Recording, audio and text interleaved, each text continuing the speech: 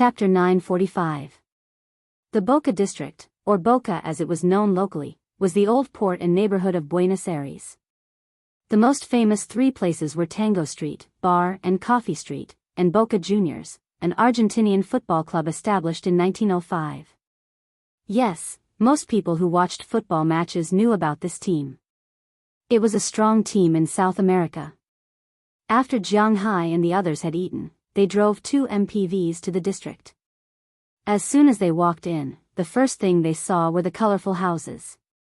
To be honest, it was very difficult to see such colorful houses. If they came in the day, they would probably look even better. Luis Cazard also explained to Jianghu the reason why this place had become like this. In the beginning, this area was actually prepared for dock workers and sailors. Most of the workers came from Spain, Italy, and other countries. This could be seen from the European-style houses they built. In the beginning, in order to save money, the ship had to be painted. The paint couldn't be allowed to fall off and expose the metal inside. Otherwise, it would be corroded by the seawater. Therefore, no matter if the ship was used or not, it had to be painted every few months to make it usable. This was especially true in the early 20th century. However, things like paint had to be bought. It was impossible to buy all of it. Therefore, the dock workers and sailors would bring the leftover paint back home and paint it on their houses and streets. Gradually, the houses here became colorful. There were blue, pink, green, red, yellow, and even other colors. There were all kinds of colors. If it was daytime, the shops here would be open. In front of almost every shop, there would be Boca Juniors cards, or postcards of football stars such as Messi and Maradona, or some football accessories. During the day, there would be many beautifully dressed dancers standing by the side of the street. They wore very simple clothes. These women on the street were not there to solicit customers, but to take photos and dance. For $20, you could touch their thighs and do something very, gentleman. Then, you could ask your partner to come over and take photos. Of course, there were some restricted areas and areas that were not allowed to be touched. Recently, the economic situation in Argentina was really bad. In 2012, $1 was equivalent to 4.40 Argentine pesos, but today, it was equivalent to 15.50 Argentine pesos. Inflation and currency devaluation caused the economic situation in Argentina to deteriorate day by day. A large number of people lost their jobs, and the price of goods increased. Although Argentina was not in dire straits, it was still difficult to live. The gap between the rich and the poor was huge. The average income in Buenos Aires was 20,000 Argentine pesos, which was equivalent to about 9,000 renminbi per month. This was naturally enough for Jianghu to spend. In China, there were not many people who could earn 10,000 yuan a month. However, the prices here were expensive, and the population was huge. Developing countries should not expect education and medical care to be free. This was not the United States or Europe, and the pension income was not high. Also, there was no family planning in Argentina. As the territory was not small, every family in Argentina would have 3 to 4 children. Before these children grew up, the pressure of life was very high. But the security in Argentina had always been good. One of the reasons was because of the habits of the people here. Argentina was different from Brazil. After it was occupied by the colonists, life in Argentina had been very prosperous. A long time ago, Argentina had the habit of hiding its wealth from the people. 100 years ago, its economic strength was one of the top 3 countries in the world. The 4 seasons in Argentina were like spring, so crops like soybeans, cows, and sheep grew all year round. The land was fertile, and there were rich minerals. It was a very good place. After Argentina became independent, the Peronist government was willing to hide its wealth from the people. The taxes collected were very low, and it greatly reduced the conflicts in society at that time. More money was invested in the public. That was why Argentines had the habit of dancing when they were bored, or playing football when they were bored. It could be said that the people in Argentina were rarely irritable. It was like Soviet Russia, where people would start a fight if there was a disagreement. There were not many people like that in Argentina, and it was a very lazy city. That was why even though the money had increased by 4 times in just 4 years, there was not much pressure from society. Everyone liked to make money happily. Similarly, like Brazil, Argentines had 2 extremes when it came to relationships between the sexes. One was the traditional type. In some traditional towns, if you got married and went out to find some professional women, these women would not do business with you. If you found a mistress or something like that, you would not be able to buy anything in the local area. This was a blatant disdain. However, in some untraditional places, some professions were especially developed. A few days ago, there was a very popular news. A father sold his 12-year-old daughter to a place with a special profession. In the end, the court ruled that the sale was valid because the guardian sold the daughter. This was the reality. In Brazil and Argentina, there were quite a lot of female special services. Not only were there all kinds of women, but more of them were underage. As long as you were willing to spend money, you could find women of any age. Secondly, transvestites and transsexuals were quite popular here. Therefore, if one wanted to play here, the most important thing was to have a good eye. It would be awkward if one found out that the other party also had a spear when they were about to get on the horse with a spear. Jianghu did not know if Luis Quezada and the others had such hobbies, but Jianghu did not have such hobbies. And Luis Quezada, who knew that Jianghu did not have one, would definitely not bring Jianghu to those places. As he introduced the place to Jianghu, the 2 cars drove into the bar and coffee street in the Boca district. After driving in, one would find that this street was somewhat similar to a street in Amsterdam, the Netherlands. Women in revealing and seductive clothes with heavy makeup stood in 2 rows on the side of the street. There were all kinds of women. According to Luis Quezada, these women were the lowest grade. A quick shot would cost $10. If they wanted to spend the night, they would have to negotiate. But basically, it would not cost more than $50. Behind these women, there were some shop windows. Some women were standing or sitting there coquettishly. They were more beautiful than the people in front of them. These were the high-end goods. Basically, one shot would cost at least $50. There was a lot of activity on the street. There were hundreds of dollars, and even thousands of dollars. As they listened to Luis Quezada's introduction, Belle Lester and the 3 CIB members kept looking outside. The 3 CIB members were mostly looking at the people standing on the side of the street. Occasionally, they would look at the people in the shop windows. After all, the civil servants in the United States did not have much money. Even if they spent their money here, they could not spend too much. Belle was looking at the shop windows. What a joke. Jianghu gave him more than $1 million a year. Other than giving some money to his parents, he did not have a wife or children. He had played in Winthrop and Boston for a few $100s. Now that he was here, how could he treat himself badly? After knowing that he was going to come here, he had deliberately withdrawn $5,000 from the ATM before leaving. He was going to have a good time tonight. Because the Argentinian peso had been depreciating, dollars were more popular than their original money here. We're here. Just as the 4 men were looking around, Jianghu and the others arrived in front of a rather retro giant building.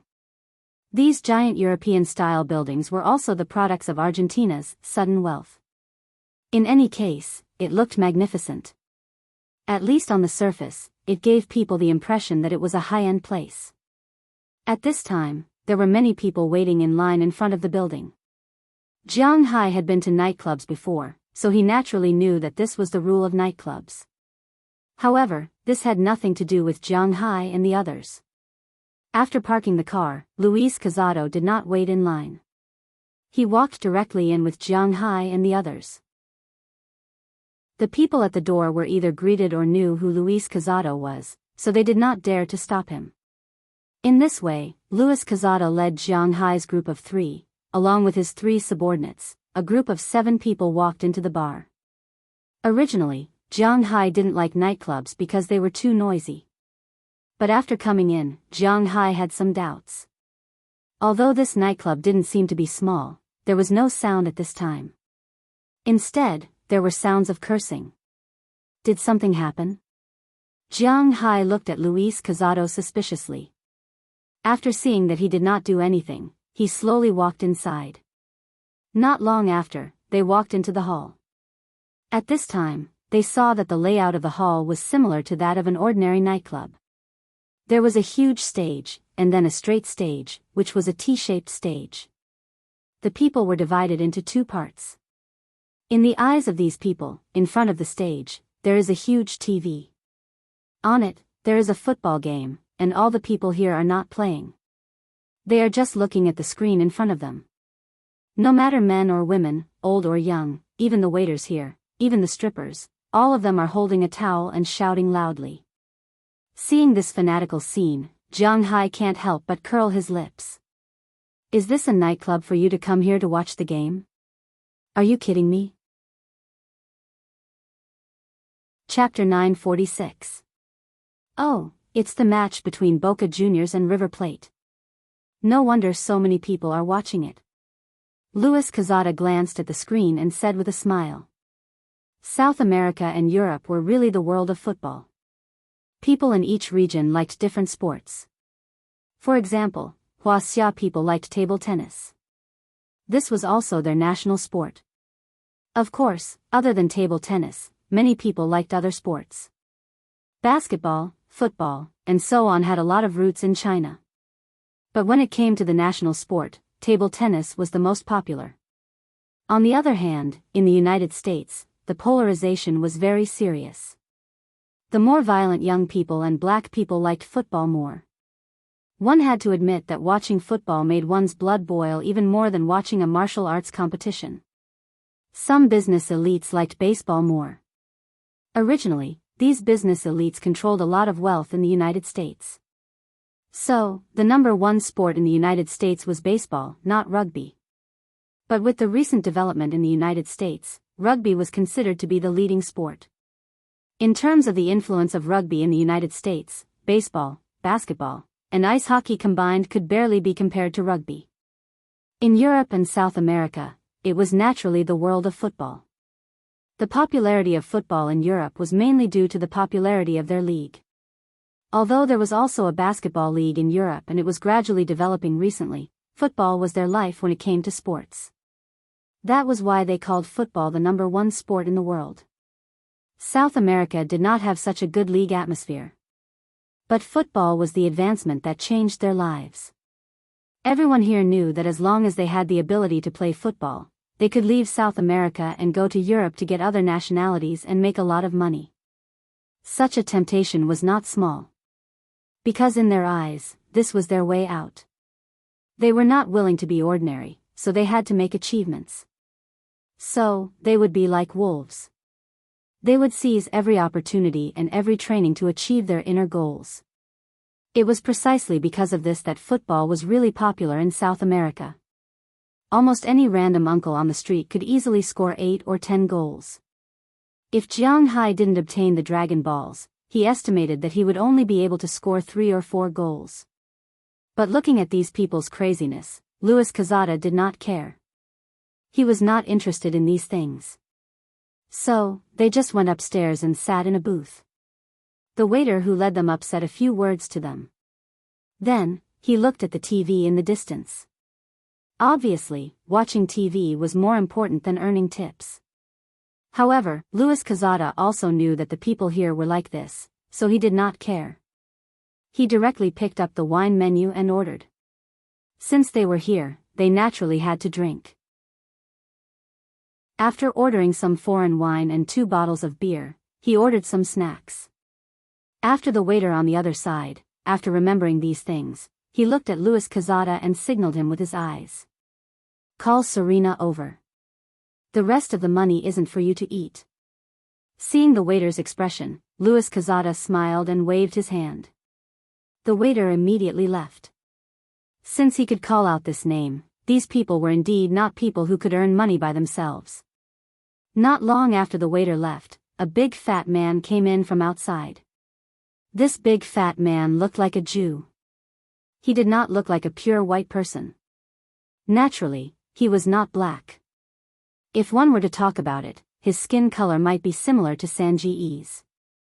He was not tall, only about 160 meters. He had a full beard, deep eyes, and a big belly. A big gold chain hung around his neck. 8 of his 10 fingers were wearing big gold rings. The big gold watch looked thicker than Jianghu's Patek Philippe, but no one knew what brand it was. As soon as the big fat man came in, he opened his mouth and laughed, revealing several of his big gold teeth. Looking at Louis Quezada in front of him, the big man said loudly, "Ha ha ha ha, Mr. Quezada is here to play. Welcome, welcome. Tonight's drinks are on me. Everyone, enjoy yourselves." However, it was a pity that Louis Quezada did not leave him hanging. He waved his hand and said generously, "There's no need for that. We are here to spend money. I called you here to let you pick a few good goods for us. You know what I mean." The head of the CIA's local power had come to Argentina, so he did not need to give anyone face. Ha ha ha ha, I understand. You are here to spend money. Of course, I don't need to say that. If you have any requests, just tell me directly. I guarantee that you will be satisfied. When he heard that Louis Quezada had humiliated him so straightforwardly, he did not mind at all. It was obvious that this was not the first or second time he had humiliated Louis Quezada. This man is called Serena Ben Lodic. He is in charge of managing the professional women around here. He is the middleman between the government and the Italians. All the professional women have to pay him taxes. So, if you come here to play, you should ask him to pick the goods. After hearing his words, Louis Quezada did not care. Instead, he went to Jianghu's side and introduced him to Jianghu. Hearing his words, Jianghu also looked at the man in front of him. This guy is really a bastard. This big brother seems to be today's distinguished guest. Do you have any requests? Seeing that Louis Quezada had to ask Jianghu first, Serena was not a fool. Naturally, he knew that Jianghu was a distinguished guest, so he smiled and asked Jianghu. Well, let me introduce you first. This is my first time here. Hearing his words, Jianghu asked him. It's mainly divided into 3 categories. The normal ones are women, you know that. Then there are transvestites and transsexuals. Animals are also fine, it depends on your preferences. Hearing Jianghu's words, Serena smiled and said, Normal, normal. But before he finished speaking, Jianghu waved his hand directly. What the hell are the last 3 categories? As for normal women, there are many of them. Tell me, I can find any kind of woman you want, from 60 years old to 12 years old. Wives, women, students, models, and even small celebrities. As long as you say the word, anything will do. When Serena heard Jianghu say that it was normal, he also laughed. It seems that Jianghu is not such a hardcore person. Beautiful ones will be fine. Don't be too old. After thinking for a while, Jianghu really did not know how to choose. He was just an ordinary person, and he could not ask for anything fancy. After hearing Jianghu's words, Louis Quezada smiled and gestured to Serena. Then, he waved his hand, and Serena left with a smile. Mr. Jiang, since you're in Argentina, you naturally have to try out the specialties here. You should know that some of the services here are illegal in your country, or in our country. As he spoke, Louis Quezada winked at Jianghu. Seeing his gaze, Jianghu's heart seemed to throb a little. Could it be something strange, specialties? He said that he wanted to find a normal woman. Would that guy find him some transvestite or something? It was so disgusting. He was not gay. Even if a man looked like a woman, he was still a man, right? Fortunately, Serena did not make Jianghu wait for too long. Not long after, the waiter first served the wine, and then Serena came up with a group of women. When these people came up, Jianghu could not help but frown. Sure enough, although he did not find any transvestites for Jianghu, he brought a group of little girls. These little girls were really young. They looked to be about 14 or 15 years old. They were not wearing mature clothes, but they were basically wearing jerseys from every team. Their hair was a little messy, but their faces were very clean. They stood there with a pair of big eyes, quietly looking at Jianghu and the others. There were not many vulgar movements on their bodies, and their eyes were very clear. Looking at these little girls, Jianghu was stunned. This is the specialties? Jianghu pointed at these little girls. To be honest, he could not accept it now. His tone was a little cold. Huh, sir, this is indeed a characteristic of Argentina. Oh no, the entire South America. You also know that the gap between the rich and the poor here is quite big. Big cities like Buenos Aires are still fine, but in some remote places, it is difficult for people to support themselves. Coupled with the existence of the Silver Triangle, many remote areas, especially the border with Peru and Brazil, people's lives are very poor. In our country, children are casually born. Basically, there are more than 3 children in a family, so you also understand. Serena was naturally very good at reading people's expressions. When he saw that Jianghu was a little dissatisfied, he came over and said to Jianghu with a smile. Luis Quezada also smiled and drank a mouthful of wine. This kind of thing is very common in South America. After girls start to lose their HP at the age of 12, some poor people will sell their children. Most of them are sold here, but some will also be sold to rich families. This way, they can earn a sum of money and at the same time, they will have one less mouth to feed at home. After they sell their children, they will have new clothes to wear, delicious food to eat, and even the money they earn can be used to supplement their family. It can be said that they are very happy to do this, and the government is also protecting them. They will not be easily beaten or scolded. Everything is done voluntarily. Looking at Jianghu, Luis Quezada smiled and said. Hearing his words, Jianghu did not know how to refute. This was really King unique. Chapter 947. Listening to Serena and Luis Quezada's words, Jianghu did not know what to say for a while. This was because he really did not know what to say. He was not a saint, nor was he a member of the Maternal, Child, and Child Protection Association. These people were willing to be beaten, and the local government was the one leading them. What ability did he have to control them? On the side of some highways, there were often some little girls who would stop cars. They were there to provide special services. After getting into the car, they would drive while providing services. After the service, they would take the money and get out of the car. Then, they would walk back by themselves. This was their job. Of course, there would also be accidents. For example, the driver would not pay, or they would be attacked by immortals. Some girls would even be killed. This incident had been reported by the international media hundreds of times, but it was still useless. These people would still exist because they were willing to do so. If they did not do so, they would starve to death or be beaten because they would not be able to contribute to their families. The government could not afford to adopt these people. They could only live at home, and if they lived at home, they had to contribute to their families. This was how South Americans thought. Therefore, over the years, many children would be sold into the city. However, the imagined forced sale rarely happened. These people were not forced to become prostitutes here.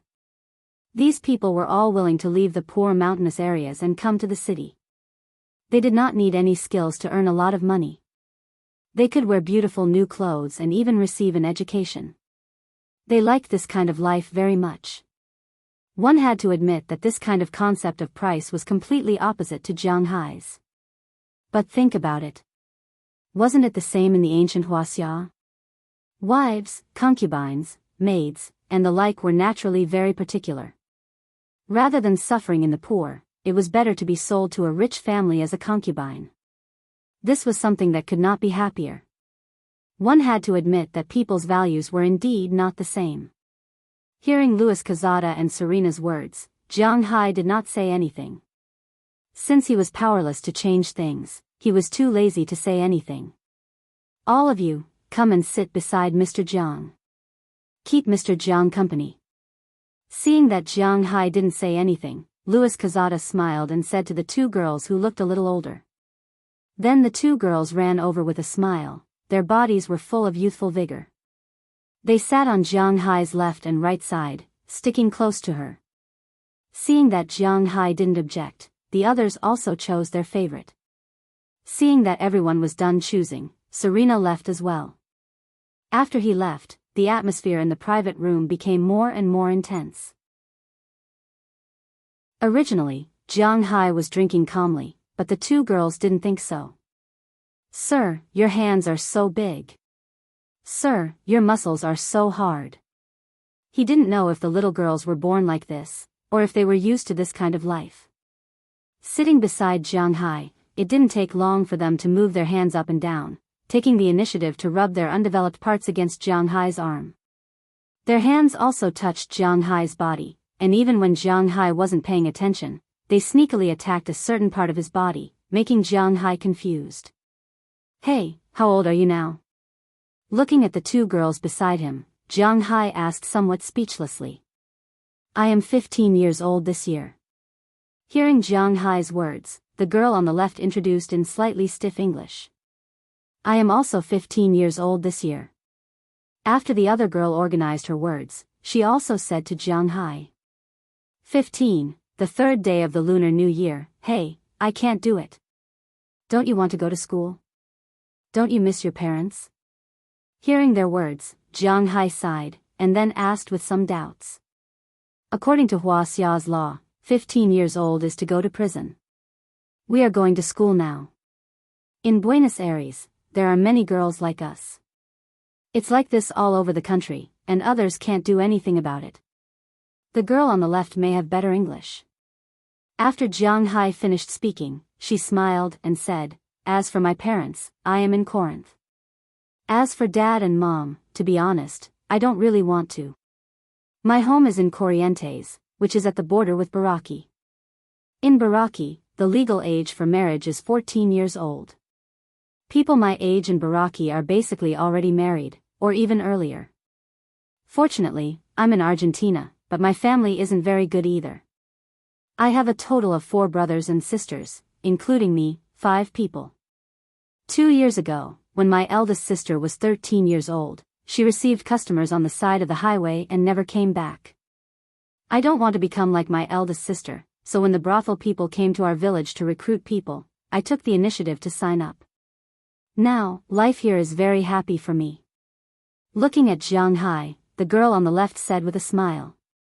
Hearing her words, Jiang Hai sighed. The atmosphere in this country was like this. What else could he say? Perhaps in her family, the previous generation, the generation before that, and the generation before that, had all been like this. Jiang Hai wanted to say something, but it was useless. Just as Jiang Hai was sighing, he suddenly felt a soft thing in his hand. Looking back, he found that the other girl with poor English had already wiped the jersey she was wearing and printed Jiang Hai's palm on her newly developed and indescribable thing. Feeling the softness in his hand, Jiang Hai was completely stunned. Looking at Jiang Hai's expression, the two girls laughed. For them, this was just their daily life. Here, they can learn, they can make money, and they don't have to be afraid of hunger or cold. The only thing they need to do is to use their bodies to please the men. For them, this was not difficult. Looking at Jiang Hai's stunned expression, the girl with good English smiled and said, Boss, let's go over there to take a shower. Okay. Seeing that they were so proactive and did not look like they were being forced, Jiang Hai sighed. Since that was the case, he would not be the bad guy. He just heard that these girls would be paid according to the amount of service they performed. Among the money, there was a fixed 1,500 pesos, which was $10, which was to be given to Serena. As for the rest, how much they could earn would depend on their ability.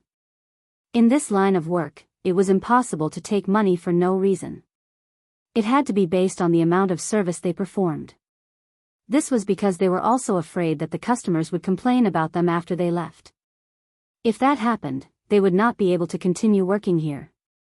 Jiang Hai could only laugh at this. Following the two girls, Jiang Hai walked out of the private room and went directly to a nearby elevator. The elevator went to the 4th floor. After getting off the elevator, they brought Jiang Hai into a room that looked like a water bath. Jiang Hai was not an honest person in the past. Naturally, he had done this before. Especially after the popularity of All the Way West, many bathhouses in the country started doing this. After entering the room, the two girls took off their clothes. They threw their jerseys, pants, socks, and so on the shelf at the side. In fact, they usually didn't dress like this. They had a game today, right? Seeing that they had taken off their clothes, they turned around and helped Jiang Hai take off his clothes. After taking off Jiang Hai's shirt, the girl with poor English asked Jiang Hai, "Customer, can I lick you? You can do whatever you want. I think you are quite pitiful. Help me spend as much money as possible." Hearing the girl's words, Jiang Hai sighed. The only thing he could do was to let these girls earn more money. Hearing Jiang Hai's words, the two girls' eyes could not help but light up. Then the girl kissed Jiang Hai's top. She did not know if Jiang Hai was allowed to write on it. The girl's green tongue was constantly moving. The feeling was indeed a little different. The other girl sped up the time to help Jiang Hai take off his clothes. Although Jiang Hai had always said that he could not bear to touch a girl, it was inevitable that a man would raise the flag after being teased. When the girl with better English saw the flagpole, she could not help but exclaim in surprise. "Oh my God, this is great!" Hearing her exclamation, the girl who was originally licking Jiang Hai's two indescribable places also looked down and exclaimed. Then, she stopped licking the flag and knelt down together. Looking at the thing in front of them, the two girls licked their lips.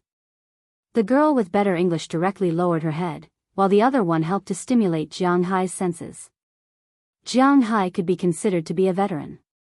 After all, there were only so many women who had a fixed relationship with him. But the two girls in front of him gave him a different kind of stimulation. This time, Jiang Hai only lasted for about 20 minutes before it was over. "It's really great. We can use it for a long time."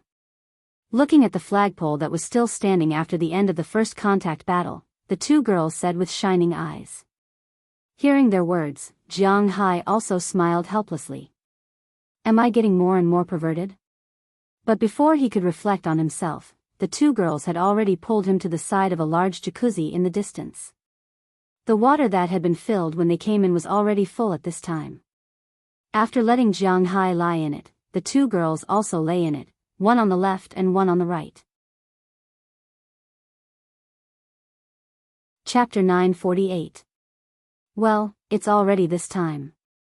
Looking at the watch on the bedside in a daze, Jiang Hai patted his head and sat up from the bed.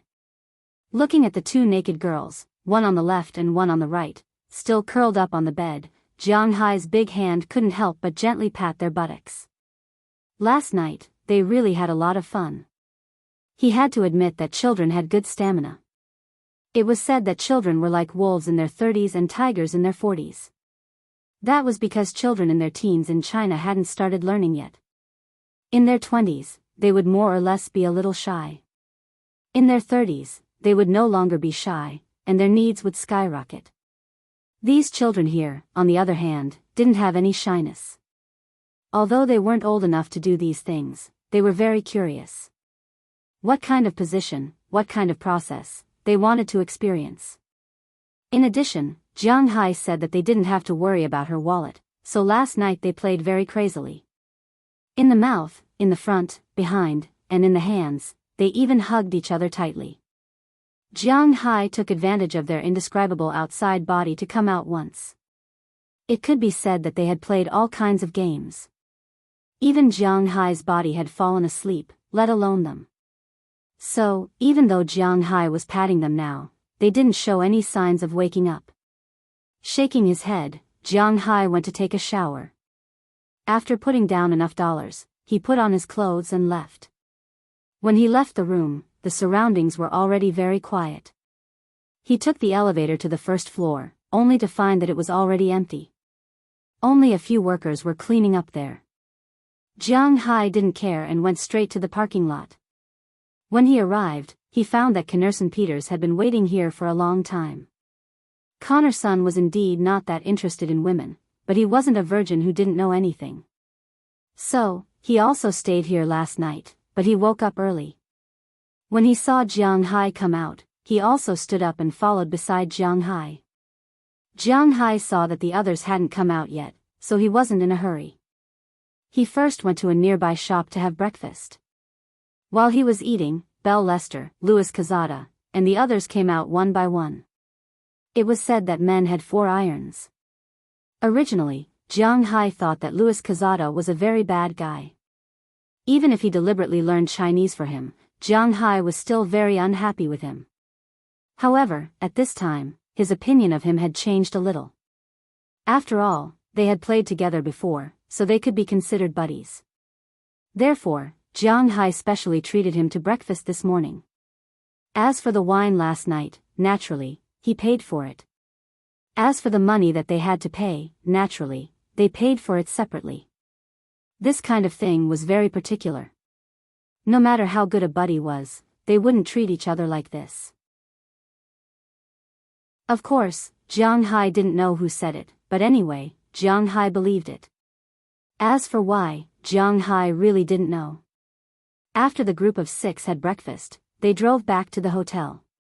After arriving at the hotel, Jiang Hai naturally didn't have anything to say. After all, Azalina and the others wouldn't trouble Jiang Hai because of this kind of thing. After resting in the hotel for a while, Jiang Hai and the others went out to play today. They took a good look around Buenos Aires. In the evening, they ate a good meal of beef and seafood in the recommended hotel. After that, they rested for the night. The next morning, they were ready to go. Along with them, Luis Cazada and the others were also ready to go. The group rushed to the airport in the morning. This time, Jiang Hai's goal was the South Pole. Naturally, it was impossible for them to go directly from Buenos Aires. This time, they were going to Tierra del Fuego. Tierra del Fuego was known as the closest land to the South Pole. It was located at the southernmost tip of South America, with an area of about 48,700 square kilometers. In the beginning, to be honest, this place wasn't very popular. After all, the environment here was very bad. Other than glaciers and swamps, there was almost no way to survive.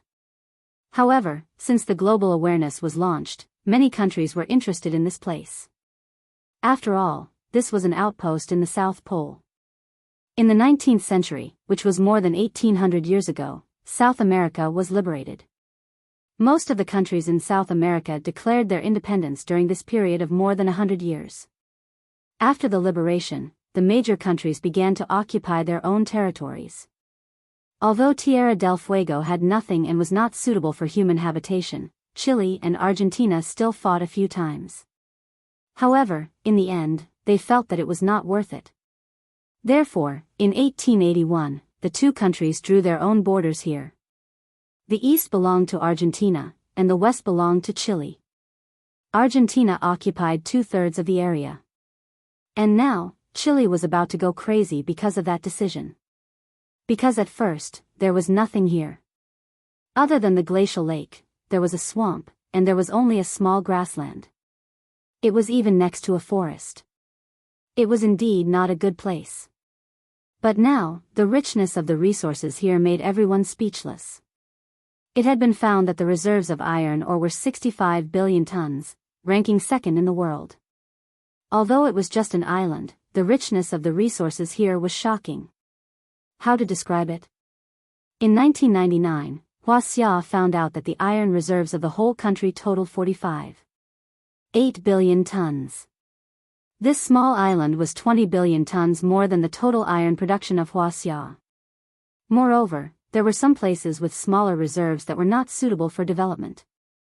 Only 21.2 billion tons could be developed. Compared to this island, the difference was more than 40 billion tons. It could be said that this island's iron output was equivalent to half of China's iron output, and that was not all. The reserves of uranium, aluminum, and manganese were the third largest in the world. There were 23 billion tons of coal reserves, 3.6 billion barrels of oil reserves, and 133 billion cubic meters of natural gas. There was no need to mention the hydroelectric resources. It was surrounded by the sea, and there were also forest resources and grassland resources. It could be said that this place was a perfect treasure trove, except for the cold. Of course, Jianghu did not feel anything about this place. To him, it was just a place to pass by. Argentina's Tierra del Fuego was equivalent to a province. Its capital, Ushuaia, was a small city with a population of only 30,000. It was officially opened in 1960. Every year at this time, which was the summer when the southern half of the environment was polluted, there were many tourists from all over the world. After all, everyone was quite interested in seeing the South Pole with their own eyes. Jianghu's goal this time was also here. After arriving here, they will take the icebreaker and go directly to the South Pole. Then they will land at the USA's South Pole Detection Station and then go deep into the interior of the South Pole. After getting off the plane in Tierra del Fuego, Jianghu felt that the climate here was completely different from that in Buenos Aires. This was because it was hotter than in Buenos Aires. It could not be helped. It was summer in the South Pole. After getting off the plane, they entered a relatively good hotel in Ushuaia. After all, this was an outpost in the South Pole, and people who could afford to go to the South Pole were basically not short of money. Therefore, the price of the room here was very good, and naturally, the supporting facilities were also very good. Jianghu and the others stayed there for the night. No one came to trouble Jianghu and the others, and Jianghu and the others did not go out to play. They just spent the night very calmly. Early the next morning, Luis Quezada had already arranged for an icebreaker. He took Jianghu and the others onto the ship. The icebreaker was not small, but its facilities were certainly not comparable to those of luxury cruise ships. Fortunately, Luis Quezada was quite capable. The ship was similar, and the cabin of the entire ship was divided into 3 parts. One part was for the sailors and the captain of the ship. There was also a large compartment with 3 rooms, which was prepared for the CIB people. Another large compartment also had 3 rooms, which was prepared for Jianghu and the others. After boarding the ship, after all, Jianghu also has his own fishing grounds, so his people didn't feel any discomfort. However, people who often go to the sea know that after going out to sea, they can't see anything, so it's quite boring. Sitting on this ship was the same. Because it was summer now, there were no glaciers on the sea level, so naturally, there was nothing to see. Therefore, after staying here for a while, Jianghu and the others returned to the cabin. Naturally, after returning, they checked their weapons. When it was time for lunch, they went to eat. The distance from Tierra del Fuego to the South Pole was a total of 800 kilometers, and this ship was relatively fast. It could travel at 20 knots per hour, which was almost 37 kilometers per hour. In other words, if they maintained this speed, it would take them 22 hours to reach the South Pole. What's more, the closer the ship was to the South Pole, the slower it would be because there would be some floating ice or shallow reefs on the seafloor. Therefore, according to Luis Quezada, it would take them more than a day to reach the South Pole. Jianghu and the others did not mind.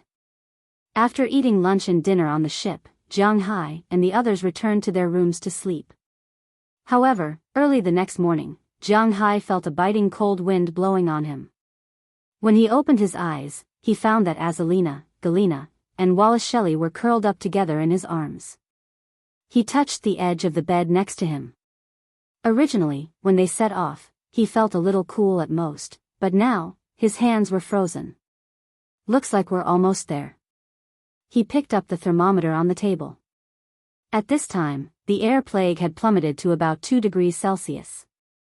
Although it was still above 0, it was still very cold.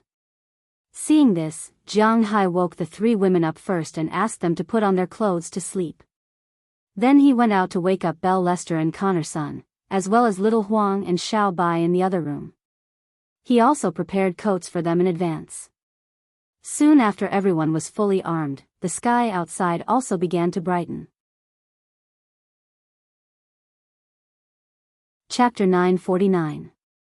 20 hours passed by quickly. After Jianghu and the others got up, they washed their faces, brushed their teeth, and ate some breakfast. When they went out again, they saw some broken ice floating on the sea surface in the distance from time to time.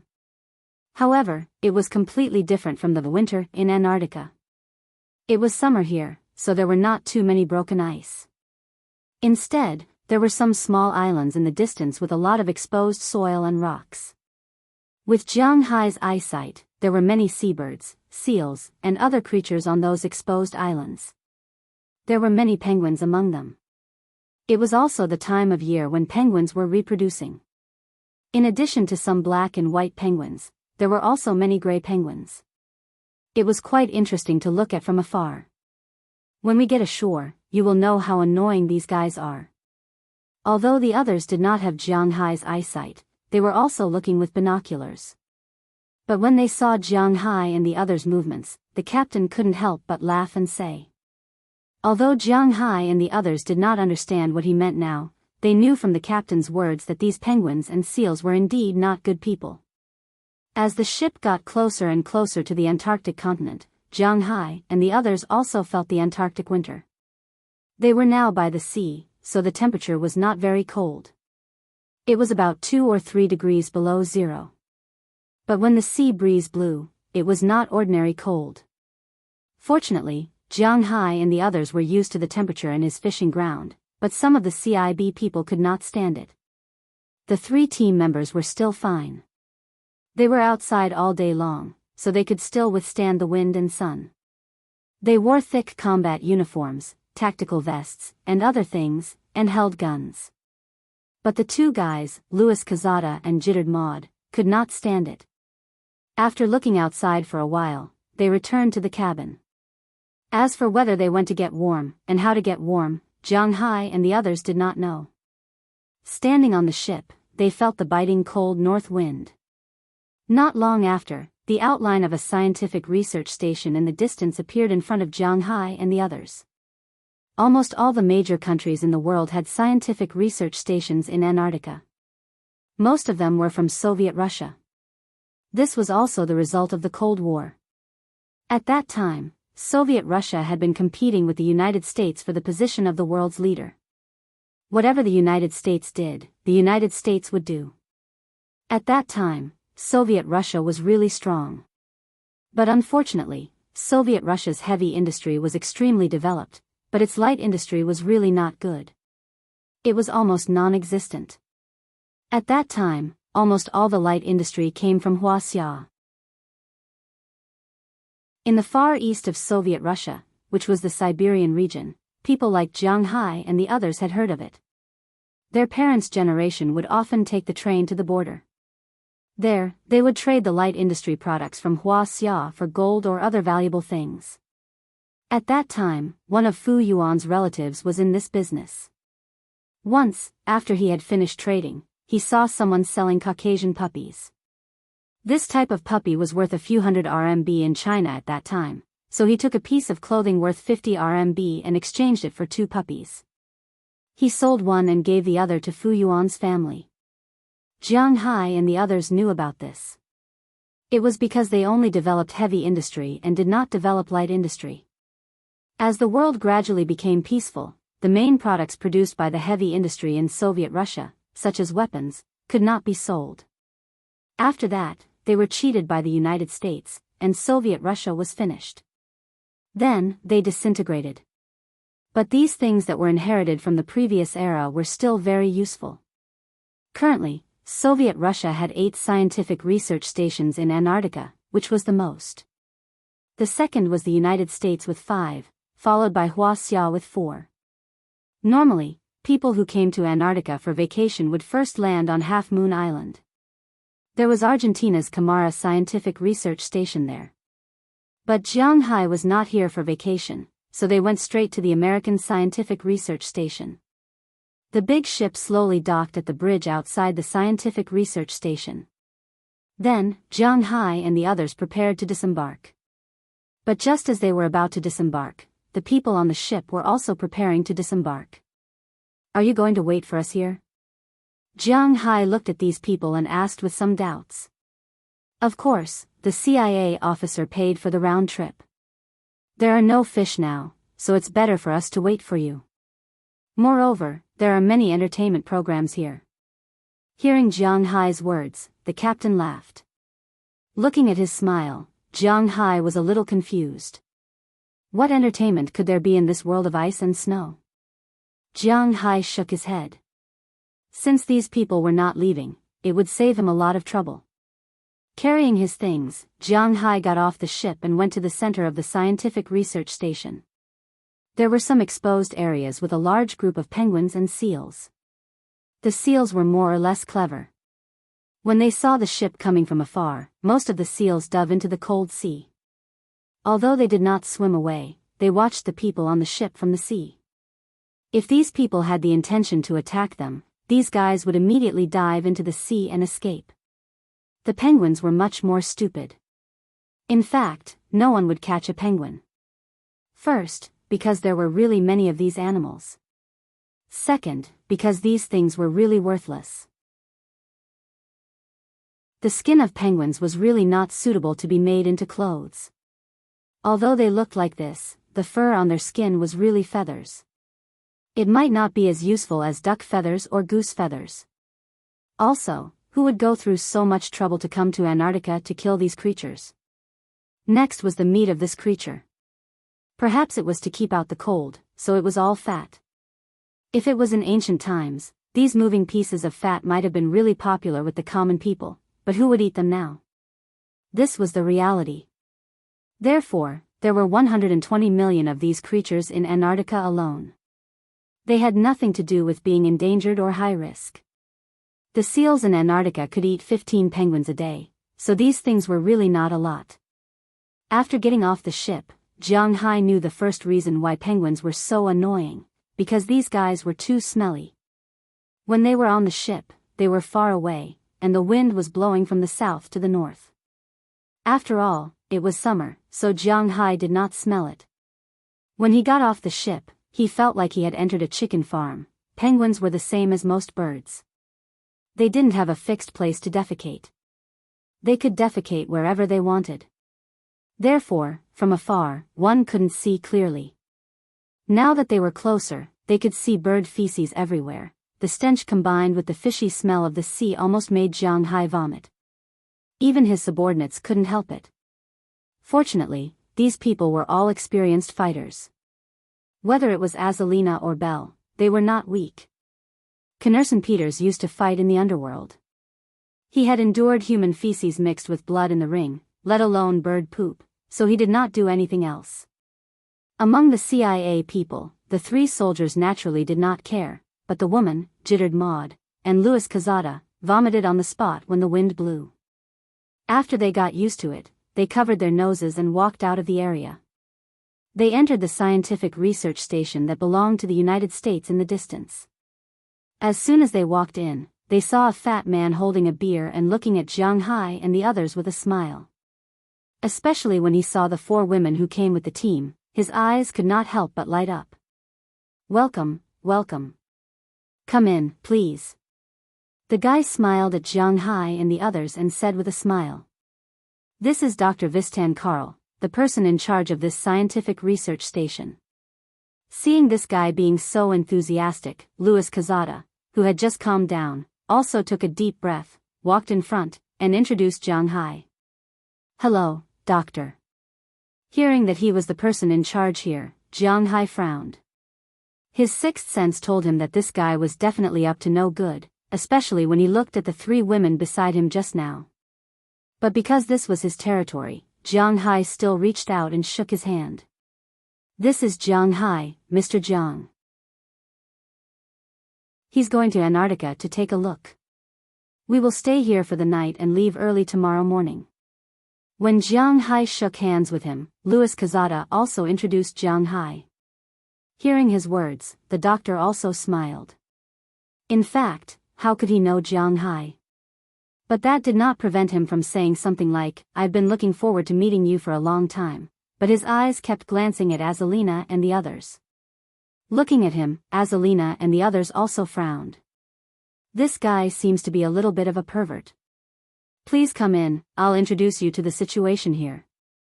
Maybe he saw the disgust in Azalina's expression, but he did not care. He smiled and led Jianghu and the others in. Not long after, Jianghu and the others walked into the scientific research station. The scientific research station was divided into 3 major areas: the living area, the scientific research area, and the observation area. The so-called observation area was an open-air platform. Of course, there was a glass cover outside to block the wind. Here, one could observe and record the celestial phenomenon of Antarctica. There were many machines and the like in the scientific research area, which Jianghu could not understand. The living area was definitely one of the largest areas in the scientific research station. Everyone had their own independent living space. There was a huge warehouse, a bar area, a place for bathing, a kitchen, a dining room, and so on. However, Jianghu found that in this scientific research station, regardless of whether it was men or women, they were all looking at Jianghu and the others strangely. The men were looking at the women in Jianghu's team presumptuously, while the women were looking at Jianghu. Many women were about to drool at the sight of Coniston Peters, who was a big and tall man. Chapter 950. What does this mean? Jianghu looked at the eyes of these people in front of him. If it weren't for the fact that these people still looked like humans, he would have thought that he was in a Resident Evil world. Why do these people's eyes look so strange? Oh, I'm not sure. I'll go and ask right away. Louis Cazada also felt that the atmosphere was a bit strange, so after thinking for a while, he said something to Jianghu. He then nodded to Jittered Maud behind him. After Jittered Maud saw Louis Cazada nodding, she immediately took out a smartphone. However, her phone was different from ordinary smartphones. The system of this phone was the internal system of the CIA. No one could hack it, not even Wallace Shelley. And it seemed that the technology behind it was also very strong. Basically, a mobile phone is a transparent piece of glass. It's very thin, and if it's not turned on, others can't see it. Of course, they can see it themselves. Jianghu has always been very interested in this kind of black technology, but for this kind of black technology, he feels that it's ordinary because he doesn't lack such black technology. Don't forget, he was a shareholder of Google, although the smart system in his house was not yet complete. But before he left, the 2 guys at Google also gave Jianghu a new bracelet that was connected to his glasses. When he wanted to make a call, he did not need to take out his phone anymore. He could directly look at it with his eyes. The bracelet would project the phone's screen, and he could directly operate it on it.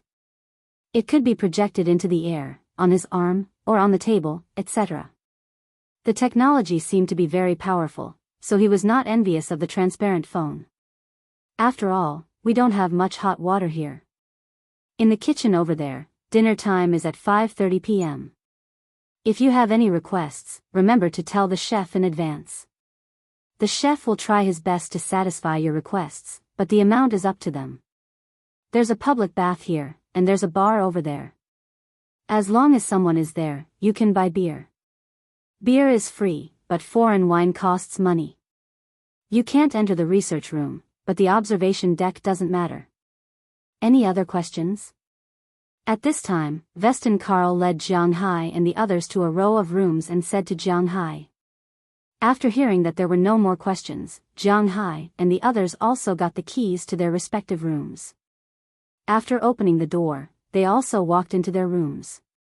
But when he saw that Azalina, Wallace Shelley, and Galina Vizcaya had all moved into Jianghu's room, he couldn't help but twitch his mouth, then sighed helplessly, turned around, and left. It was obvious that he was not in a good mood now. What do you mean? Looking at the man who seemed to be unhappy walking away, Jianghu frowned and asked with some puzzlement. Ahem, we seem to have broken the rules here. Hearing Jianghu's words, Gitard Maud's face inexplicably blushed, then he showed the information in his hand to Jianghu. Jianghu couldn't help but be stunned, then his expression became a little strange. Because the information written on it seemed a bit ridiculous, to be honest, Jianghu himself found it quite difficult to accept what was written on the information. Because the geographical conditions in Antarctica were somewhat special, this place could only be entered for 3 months in a year, and there were still 9 months where it could not be entered. Therefore, supply ships and the like would transport enough materials for these people to live for 9 months during these 3 months, then these people from the scientific research station would be left here for 9 months. During this time, they couldn't contact their families, so naturally there was no entertainment to speak of. Because the sunlight in Antarctica was very short during winter, electricity was also available. Everyone lived together all day without electricity, there was nothing to play with, and there was almost no way to go out. Under such circumstances, the Americans, or rather the Westerners, were originally very indulgent. Just like in the ancient Wuxia, everyone went to bed early and there was no nightlife. Under such circumstances, there was nothing else to do except for ahem, not being able to write about it. Therefore, there was also an unwritten rule in the Antarctic Scientific Research Station, which was to make this place an independent existence from the rest of the world. Here, the way to vent was to find a partner, which was what the people here called an ice wife or an ice husband. Many of these people were married people, so they didn't care about this. Each person would use at least 120 condoms every year, not to mention when they didn't bring any. Therefore, the Antarctic Scientific Research Station would give these people an experience every year, the most important of which was to check for diseases such as AIDS. Although these scientific research stations tried to recruit people according to a 1-to-1 ratio, not many women were willing to come, so basically, the recruitment ratio was about 2-to-1. In this way, in the scientific research station, women were well-deserved queens. They had the right to choose their own partners, and the men were somewhat depressed. This time, when they saw that there were 4 beautiful women in Jianghu's group, the men were very excited. However, when they saw Azalina and the others living in Jianghu's room, they knew that they had no chance, so Dr. Carl sighed helplessly. It seems that this place is really messy. After reading the information, Jianghu then gave the phone to Jittered Maud and curled his lips. He knew that these guys were up to no good just now. Don't go out easily tonight. Don't cause any trouble. Tomorrow morning, we will leave after getting the supplies. Louis Cazada, who also read the information, also said at this time, then walked into his room. Jittered Maud thought for a while and followed in. Sure enough, the two of them were having an affair. As for Jianghu and the others, they also returned to their rooms. After resting in the room, Jianghu and the others went to the restaurant for dinner in the evening. When they were in the restaurant, naturally, many people paid attention to Jianghu and the others, but they were not stupid. Maybe they knew that they couldn't afford to offend these people, and they were all taken, so these people didn't come to trouble Jianghu and the others. They just watched from a distance. Of course, the most important reason was that these people had actually just arrived. It was summer now, so naturally, they could go back and forth through the supply ship, so they didn't need much now. After dinner, Jianghu and the others went back to rest. Early the next morning, Jianghu and the others left here. However, before they left, they naturally had to get the supplies. The CIA's work, especially with Jianghu's financial support, was very reliable. The scientific research station here had already prepared the things they needed. There were 6 huge snowmobiles, each of which could seat 4 people, but now only 2 people could ride each one because they still had to store supplies and so on. There were also a lot of supplies. There were windproof tents, special pots, alcohol blocks, medical kits, and things similar to heat packs. There were also military shovels, pickaxes, hammers, and so on. There were all kinds of tools, but most of them were food. In Antarctica, there was no shortage of water. The seawater couldn't freeze because only water vapor could freeze and turn into snow. So all the snow and ice in Antarctica was freshwater. This didn't matter. The main thing was food, such as special jerky, chocolate bars, compressed biscuits. Although these things tasted very bad, in Antarctica, these were all life-saving things. The last and most important thing was fuel, gasoline. Jianghu's snowmobiles were a mixture of gasoline and electricity. There was a solar panel on the snowmobiles. During the day, they could use the electricity to run. If there was not enough electricity, or if it was a cloudy day for a long time, or if they had to travel at night, then they could use gasoline. Because gasoline was a mixed liquid, its freezing point, which was the so-called freezing point, was different. Generally speaking, the freezing point of gasoline in China was between -35 to 45 degrees Celsius. In some extremely cold places, it could also reach 50 to 60 degrees Celsius. However, at the Antarctic Scientific Research Station, it was -60 to -70 degrees Celsius all year round, or even colder. Therefore, the freezing point of gasoline here was -80 degrees Celsius, which was also the lowest temperature. -80 degrees Celsius was enough to deal with a lot of situations. Of course, if it reached -80 degrees Celsius or above, then there was no need to go out. Not everyone would seek death at that time. For Jianghu, he had spent money anyway, so Jianghu and the others didn't stand on ceremony. After packing more than a dozen bags of supplies and more than 20 barrels of gasoline, they left the scientific research station, avoiding the reluctant gazes of these guys. After going outside, Jianghu and the others were naturally fully armed. Even Jianghu and Xiaobai were wearing their own custom-made clothes and 2 specially made anti-snow goggles. Sitting behind Jianghu's snowmobile, they looked quite impressive. Then, Jianghu and the others drove the 6 snowmobiles and sped towards the interior of Antarctica. Although Louis Quezada had never been to Antarctica personally, he knew the route and location very well, so he just needed to follow his navigation. Although the snowmobiles couldn't be compared to real motorcycles, they were still very fast here, almost reaching a speed of about 80 kilometers per hour. However, although they weren't slow, the snowmobiles were almost silent because there were snow mountains and glaciers everywhere in Antarctica. If they weren't careful, they could cause an avalanche. Chapter 951. Let's camp here tonight. There's a plane in front of us. It looks like we won't be able to get out today. The strong wind was mixed with snowflakes, constantly blowing on Jianghu and the others. Louis Quezada pointed at the electronic map in his hand while speaking to Jianghu next to him. Jianghu also glanced at the endless plain in the distance and nodded gently. Then the 2 of them separated and jumped down from the snow slope in front of them.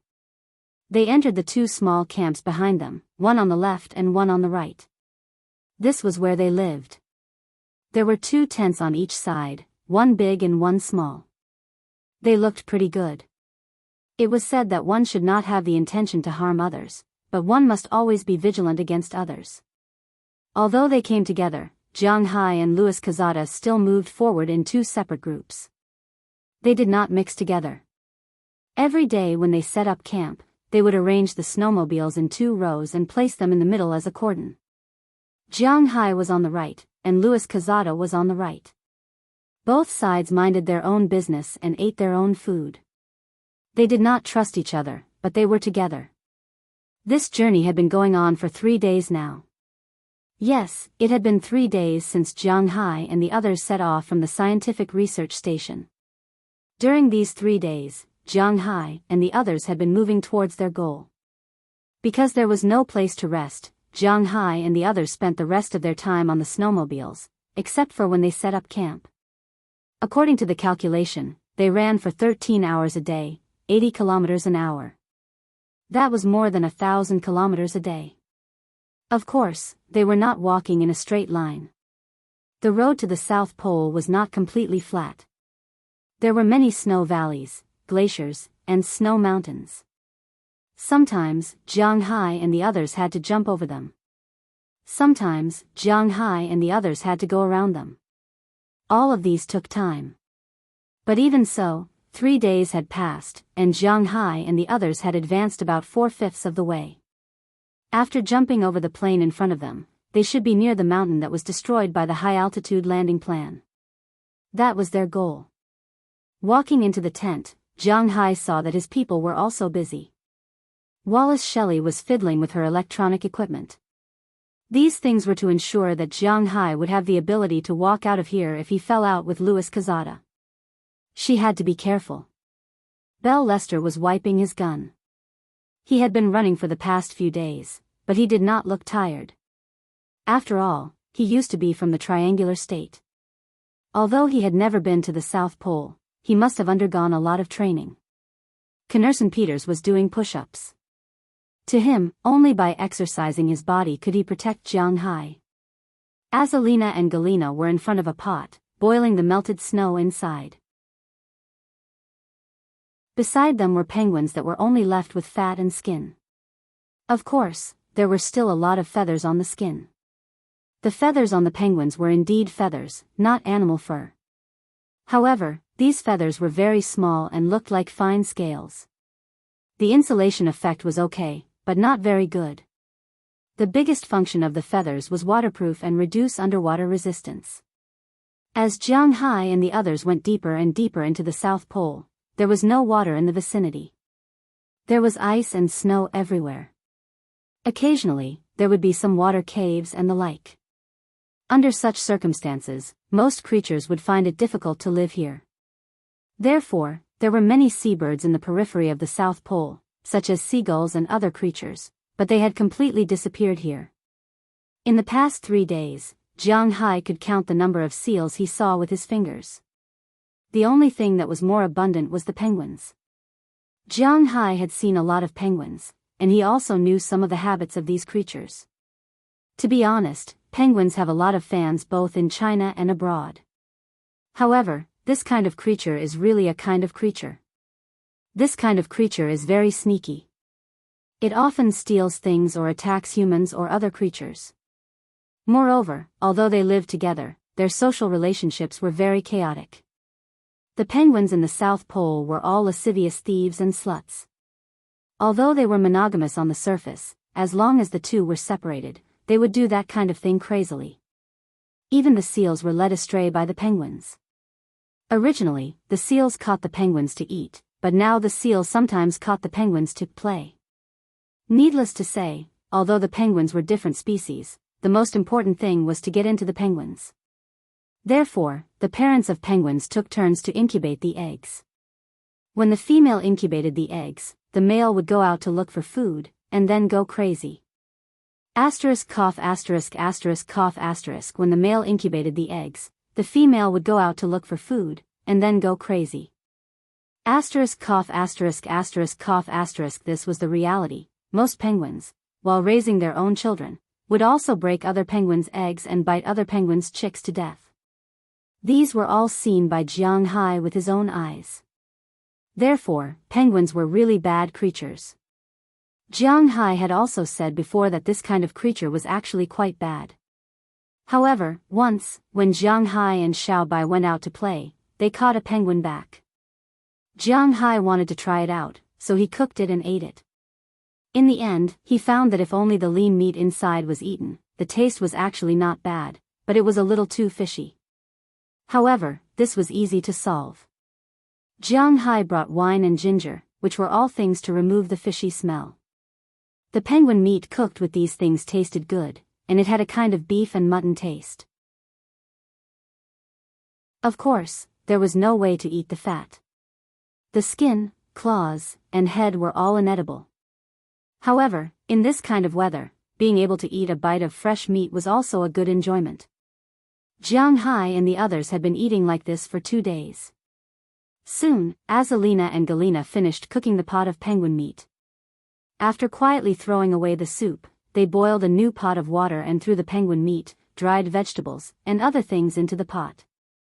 As the water in the pot boiled again, the smell of broth filled the tent. Smelling this smell, everyone's eyes also focused on it.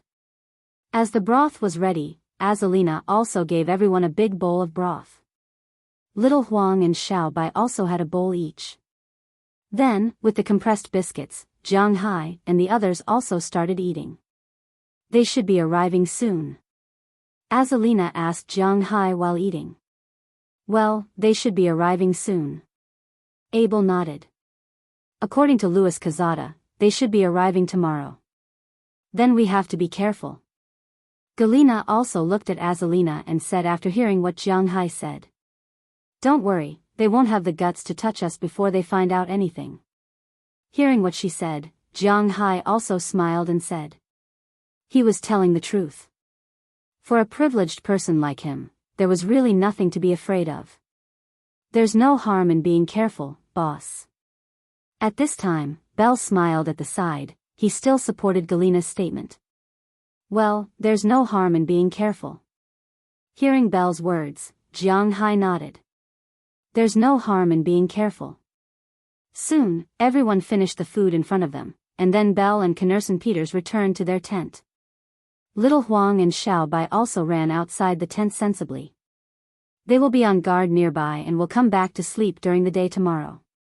Compared to being on guard, they are actually more dutiful.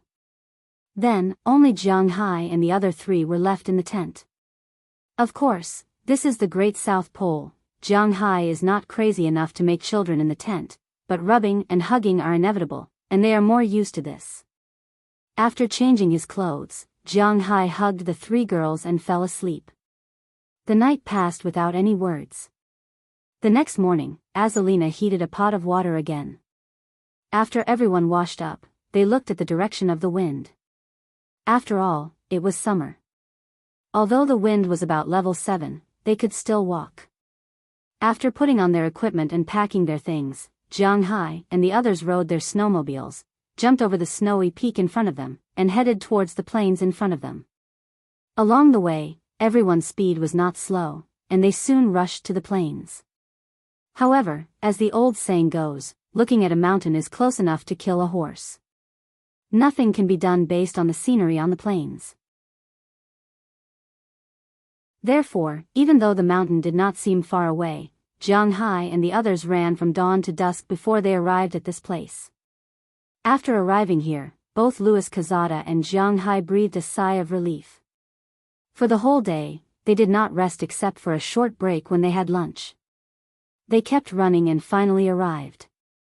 After arriving at the snowy peak, Louis Quixada looked at Jianghu and said in a low voice, "According to the information on the map, the entrance to the underground city is halfway up the mountain. Are we going tonight or tomorrow? If I say that we'll go tomorrow, will you believe me?"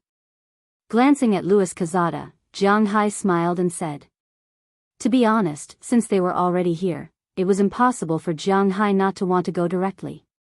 "Oh, I don't really believe you." "Then let's spend the night in the cave at the entrance." Hearing Jianghu's words, Louis Quixada also laughed. As he said, he did not believe that Jianghu would not sneak up. In this case, instead of following Jianghu after knowing that he had sneaked out, it was better to go in together. He was really curious. What did Jianghu want to do? "Then let's go." Since it had been decided, Jianghu did not say much. With a wave of his hand, the people around him started the snowmobiles one by one and rode towards the direction of the mountain. Although the speed of climbing up the mountain was much slower, it was fortunate that the mountain was very short. It was only about 3,000 meters, and the position halfway up the mountain was more than 1,000 meters. Although the higher they went, the stronger the wind and the colder it became, everyone could still barely hold on. Finally, before the sky was completely dark, Jianghu and the others arrived halfway up the mountain. At this moment, what entered their eyes was a huge cave. Chapter 952. Looking at the huge cave in front of him, Jianghu swallowed a mouthful of saliva and asked in a low voice, "Is this it?" "Well, this is it." Hearing Jianghu's words, Louis Quixada glanced at the GPS in his hand and said with certainty. At the same time, he also swallowed a mouthful of saliva because the cave in front of him looked really eye-catching. The discovery of this cave was quite accidental. During the United States high-altitude landing operation, a plane happened to hit this snowy mountain and then fell not far away from the mountainside. The model of that plane was R-4D. Everyone may not be familiar with this name because this plane was also built during World War II. However, it belonged to the Army and did not appear many times. After all, the United States Army did not send many of them out. Most of them were from the Navy, and the Navy's plane was called the C-47. When the United States joined the war, they got a lot of these planes and flew them all over the world. The British called this plane the Dakota, the Wuxia called it the Miling, and the Europeans during the European War also called it the Albatross. At that time, more than 80% of the planes used in the United States airborne operations were this kind of plane, so it was not an exaggeration to say that this plane changed the course of World War II. During the United States airborne operations, an R-4D plane fell here. There were a total of 9 people on the plane, but in fact, all 9 of them were still alive. However, after 3 of them found this cave, they wanted to go in alone to take a look. Then, they were killed. Of course, this incident was not reported. Otherwise, why would 3 people die inexplicably when the pilot, who was severely burned, survived? Later, these people relied on 2 cans of peanut butter hidden by one of their comrades to wait for the rescue team to arrive. This cave was then discovered by the Americans. However, after the Americans went in, they found that it was actually just a military base. There were many empty buildings and materials inside, but no people. It seemed that the theory that Hitler fled here was not correct. Later, they emptied the research materials here and started a Cold War with the Soviets. That was how things unfolded. But this time, it was Jianghu and the others who came. Looking at the cave in front of them, Jianghu and the others were not in a hurry to go in because no one knew what was going on inside. Jianghu pulled Xiao Huang and Xiao Bai, who were clearly a little impatient, and exchanged glances with Louis Quezada. The 2 of them were not in a hurry to go in. Instead, they set up camp here. If there was anything, they could talk about it after tonight. Since the cave was right in front of them, Jianghu was not in a hurry, and Louis Quezada was even less anxious. Just like a few nights ago, the 6 motorcycles lined up in a row, blocking the middle. Then, Jianghu and the others went to sleep in separate tents. Although Jianghu kept dreaming that night, he was really curious about this place. But he did not go in alone. The next morning, after Jianghu and Louis Quezada finished packing up, they walked into the cave. This cave was obviously dug by humans, but it should have been here a long time ago. Jianghu and the others were still very orderly. After all, there were more than 1 or 2 people who knew about military affairs here. The 2 dogs, Xiao Huang and Xiao Bai, took the lead. They carried flashlights and hat lamps and went in to explore. Jianghu was quite confident in his 2 dogs. With their level and strength, they were far from being harmed by ordinary traps. If there were any accidents, they could deal with them and even wait for Jianghu and the others to arrive. Even if they could not, they could still retreat. This was something that Jianghu was very confident in. Then came Knerson Peters and Isaac Williams. The 2 of them were in front, followed by Wallace Shelley and Jittered Maud. Jianghu, Galena, and Bell were on the left, while Louis Quezada and Keys Leslie were on the right. Azalina and Quezada Hall were at the end of the group, keeping an eye on the situation outside. Each of them had 2 flashlights, one on top of their heads, and one tied to their guns. They illuminated the dark parts of the cave, making it as bright as day. The further they went, the deeper they felt the cave was. I can see that the Third Reich was really powerful back then. If it had really unified Europe and Soviet Russia, the situation in the world would probably be completely different now. Louis Quezada also looked at the wall beside him. Thinking about how someone could dig such a cave in the Antarctic 70 years ago, he felt that it was a little unbelievable. At least, it was hard for him to imagine. The problem is that he lost. In fact, there is nothing bad about the current world, right? Hearing Louis Quezada's words, Jianghu smiled. He did not care about history, nor did he care about which empire was the strongest. He only cared about himself. You could say that he was selfish, you could say that he was shameless, and you could say that he was unpatriotic. In fact, the only person Jianghu loved was himself. Other than himself, there were only those who were related to him. Beyond these people, there would be countries, nations, and so on. These were the life values of an ordinary person. You could not use any moral standards to kidnap him because he did not care about you at all. He was no longer a hot-blooded 17 or 18-year-old young man. His blood had long since turned cold. "Well, although I don't want to admit it, you are right," Louis Quixada said in a low voice as he shrugged. "Woof woof, woof woof." At this moment, a few dog barks came from afar. It was neither fast nor slow. After hearing it, Jianghu nodded secretly. This was also his, Goldie's, and Xiao Bai's secret signal. If they encountered an enemy that they could not defeat, they would retreat quietly. If they were discovered, they would bark quickly. If there was no danger and they had reached the end, they would bark slowly to remind Jianghu and the others. Now that the two dogs were barking slowly, Jianghu knew that there would be no problem. So he also quickened his pace and walked inside. As they turned a corner in the cave, a huge metal door appeared in front of Jianghu. Jianghu and the others could not help but stop and look at the door with a shocked expression.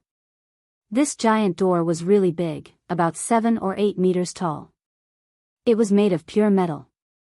In this cave, at the same time, it looked gloomy, but at the same time, there was a sense of deterrence. In the middle of the door, there was a huge symbol of a reverse cross standing there.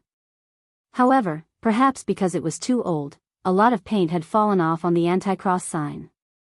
It was faintly black, but overall, it was still gray. At this time, Goldie and Xiao Bai were in front of the door. When they saw Jianghu and the others coming, they stopped barking and sniffed around. "What should we do now?" Looking at the door in front of him, Jianghu walked over and gently patted the metal door. He heard a clanging sound, then turned his head and looked at Louis Quixada. According to the information, this door can only be opened with a mechanism. "Let me see, it should be here." Hearing Jianghu's words, Louis Quixada thought for a while and began to look around. Sure enough, it didn't take long for him to find a protruding stone. If he looked carefully, he would find a very hidden circle on the stone. This was the mechanism to enter the door. Seeing this, Louis Quixada couldn't help but press his right hand on it. Unfortunately, the mechanism he had imagined would be triggered, and the door did not open. Perhaps it was because it was too old, rusted, or frozen. In short, Louis Quixada's face turned red, but the door did not move at all. "Let me try." Seeing that his boss could not do it, Habakkuk Hall also went over, but unfortunately, it was still useless. Then, Sears Leslie and Isaac Williams also tried, but the result was no use. Looking at them, Jianghu could not stand it anymore. He walked over and motioned for Isaac Williams to move aside. To be honest, the three people from the CIB were not very optimistic about Jianghu. In their opinion, other than being rich, Jianghu did not have any other abilities. The ones they really needed to pay attention to in this team were Belle from the Triangular State and Azalina. Of course, they had to be especially careful of Knerson Peters in close combat. This guy's close combat ability was not bad. If they were to rank the danger level of Jianghu's team, Azalina, a former agent and assassin, would be number 1. Bale, a soldier of the Triangular State, would be number 2. Galina Vasilkaya would be number 3. Knerson Peters would be number 4, and Wallace Shelley would be number 5. What? Not Jianghu. Xiao Bai would be 6th, Xiao Huang would be 7th, and Jianghu would be 8th. If Jianghu knew what they were thinking, he would probably kill them. But because Jianghu was rich, Isaac did not say anything and just backed away. He also wanted to see Jianghu lose face. However, to his disappointment, when Jianghu put his hand on the stone, he could feel that the inside of the stone was rusted to death. For an average person, there was no way to move it. Unfortunately, he was not an average person. Gritting his teeth, Jianghu's physical fitness, which was 8 times that of an ordinary person's, burst forth in an instant. Jianghu's hand forcibly pushed the rusty mechanism an inch further in. Then, he exerted more force and pushed it another inch. Even with this last inch, he was able to force open a gap in the door in front of him. Although the gap wasn't big, it wasn't a problem for a person to walk in. Phew. Let's go. Looking at the door stuck there, Jianghu also let go of his hand and said with a sigh of relief. Seeing Jiang Hai open the door like this, Louis Quezada and the others were stunned.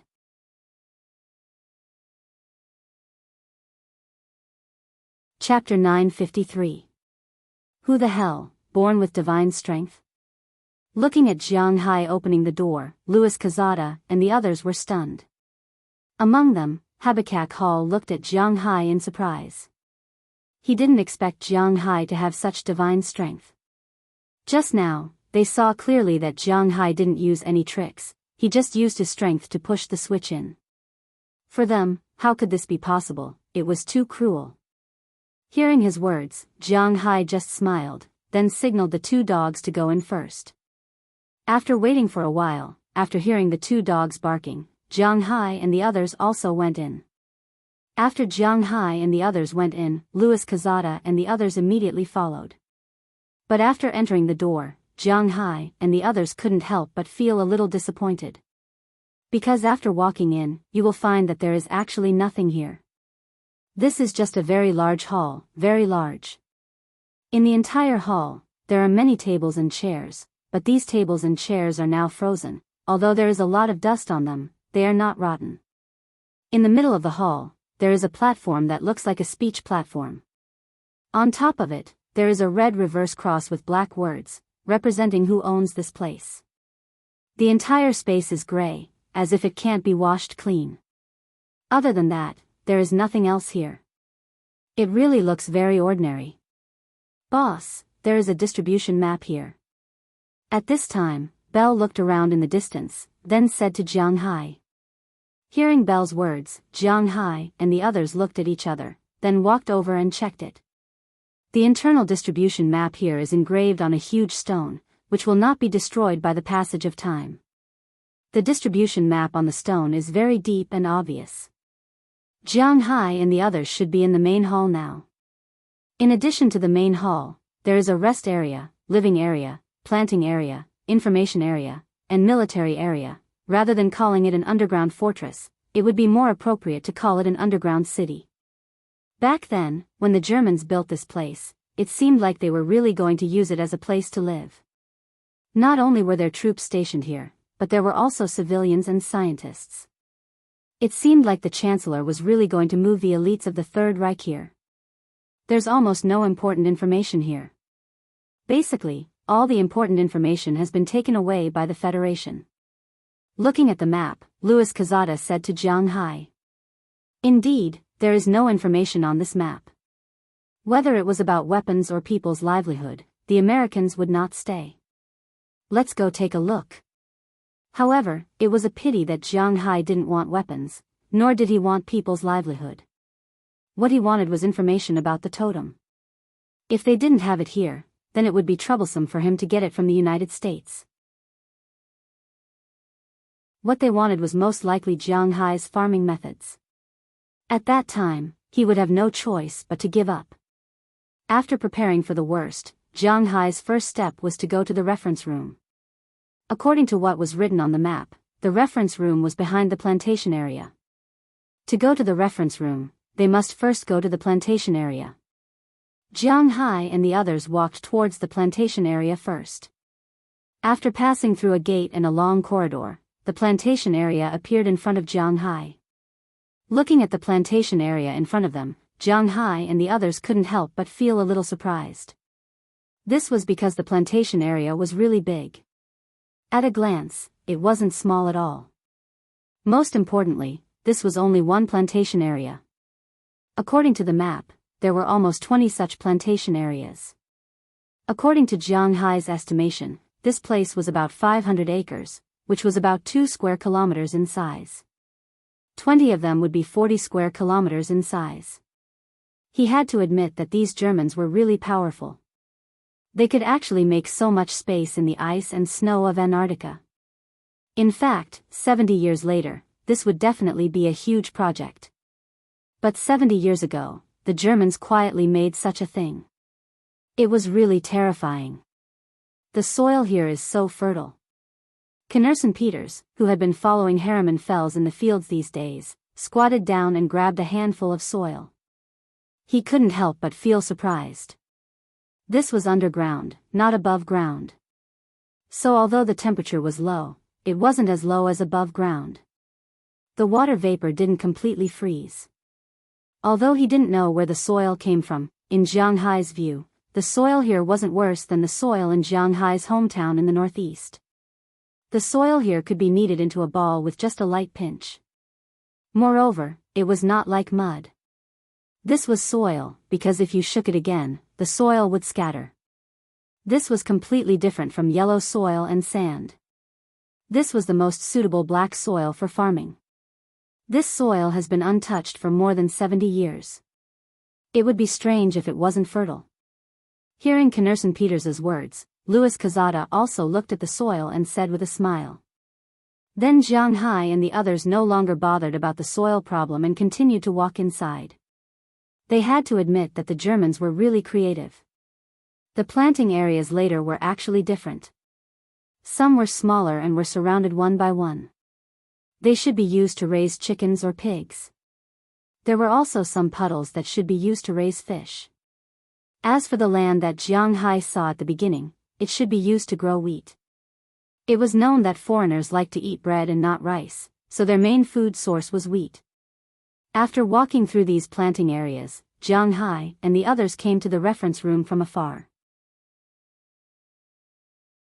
But when he walked in, he found that the place was much messier than the outside. There were dust and smashed tables and chairs everywhere. There were also a lot of papers on the ground. It was a mess because when the Americans found this place, February was almost over. They had to rush back before February to transport the important things here. The reference room was naturally the most important, so they took the most important materials and left in a panic. Some of the less important materials were scattered here. For them, these things were nothing. After Jiang Hai walked into the reference room, he picked up a piece of paper and patted off the dust on it. Jiang Hai looked at it carefully. As a result, after reading a few lines, he threw the paper away. It turned out to be a poem praising Hitler and the Führer. Jiang Hai had nothing to say about it. He was not here to look for this thing. Mr. Jiang, what are you looking for? Do you need our help? Seeing Jiang Hai bend down and pick up a piece of paper again, Louis Quezada couldn't help but ask Jiang Hai with a smile. However, Jiang Hai shook his head. What a joke. How could he tell him what he wanted? So, he flatly refused. Seeing that Jiang Hai didn't want to talk to him, Louis Quezada just shrugged his shoulders indifferently. Since Jiang Hai had already decided, then he might as well listen to him. Then he took his people and casually browsed through the information in the room. At the same time, he couldn't help but sigh. Germany was still very powerful in the past. If it wasn't for them seeking death, then perhaps the situation of the world would be different now. In fact, if one wasn't in the position, one shouldn't meddle in politics. Looking at it now, the biggest problem with Germany's strategy was that they didn't destroy the United Kingdom and unify Europe first. Instead, they went to attack Russia. After all, there were too few Germans, so the initial elites were quickly defeated. The logistics couldn't keep up, and the rhythm couldn't be set. This slowly became troublesome. But in fact, there were also scholars who said that Germany had no choice but to do so. After the end of World War I, Germany's economy had already been destroyed by Europe. After Hitler came to power, although the economy recovered a little, the nature of the people was still very bad. They needed to occupy more land and more living space to stimulate their national pride and strong combat power. As the saying went, it was just drawing a big picture to make the people proud and stimulate their combat power. That was all. When they attacked Europe, they actually did well in the beginning. But when they attacked the United Kingdom, there were some problems. At that time, the world's strongest country was not so easy to defeat. The United Kingdom was an island country.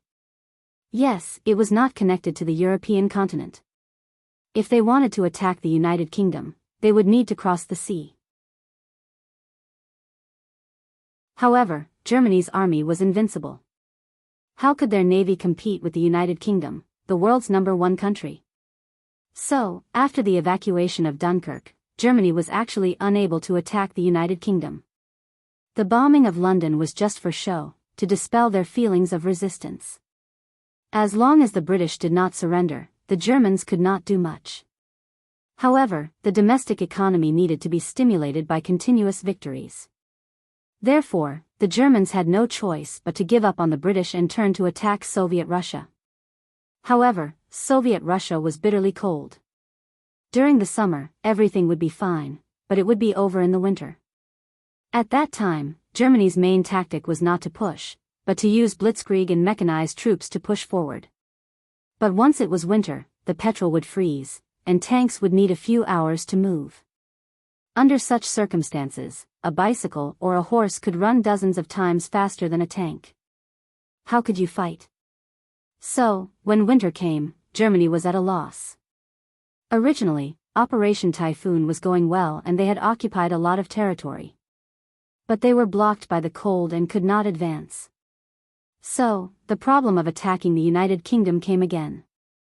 If there was no way to win, then there was no way to stimulate the enthusiasm of the people, and there was no way to prevent the economy from collapsing. Therefore, they could only open up a third route. These were all things that they had no choice but to do. Back then, Germany was more like the ancient nomads. They had to use war to support war. Once they failed, they would be finished. This was also the main reason for their failure. Of course, Italy was weak, and Japan did not restrain the Soviet Union. Instead, they provoked the United States. When all these factors were added together, it led to the destruction of the Third Reich.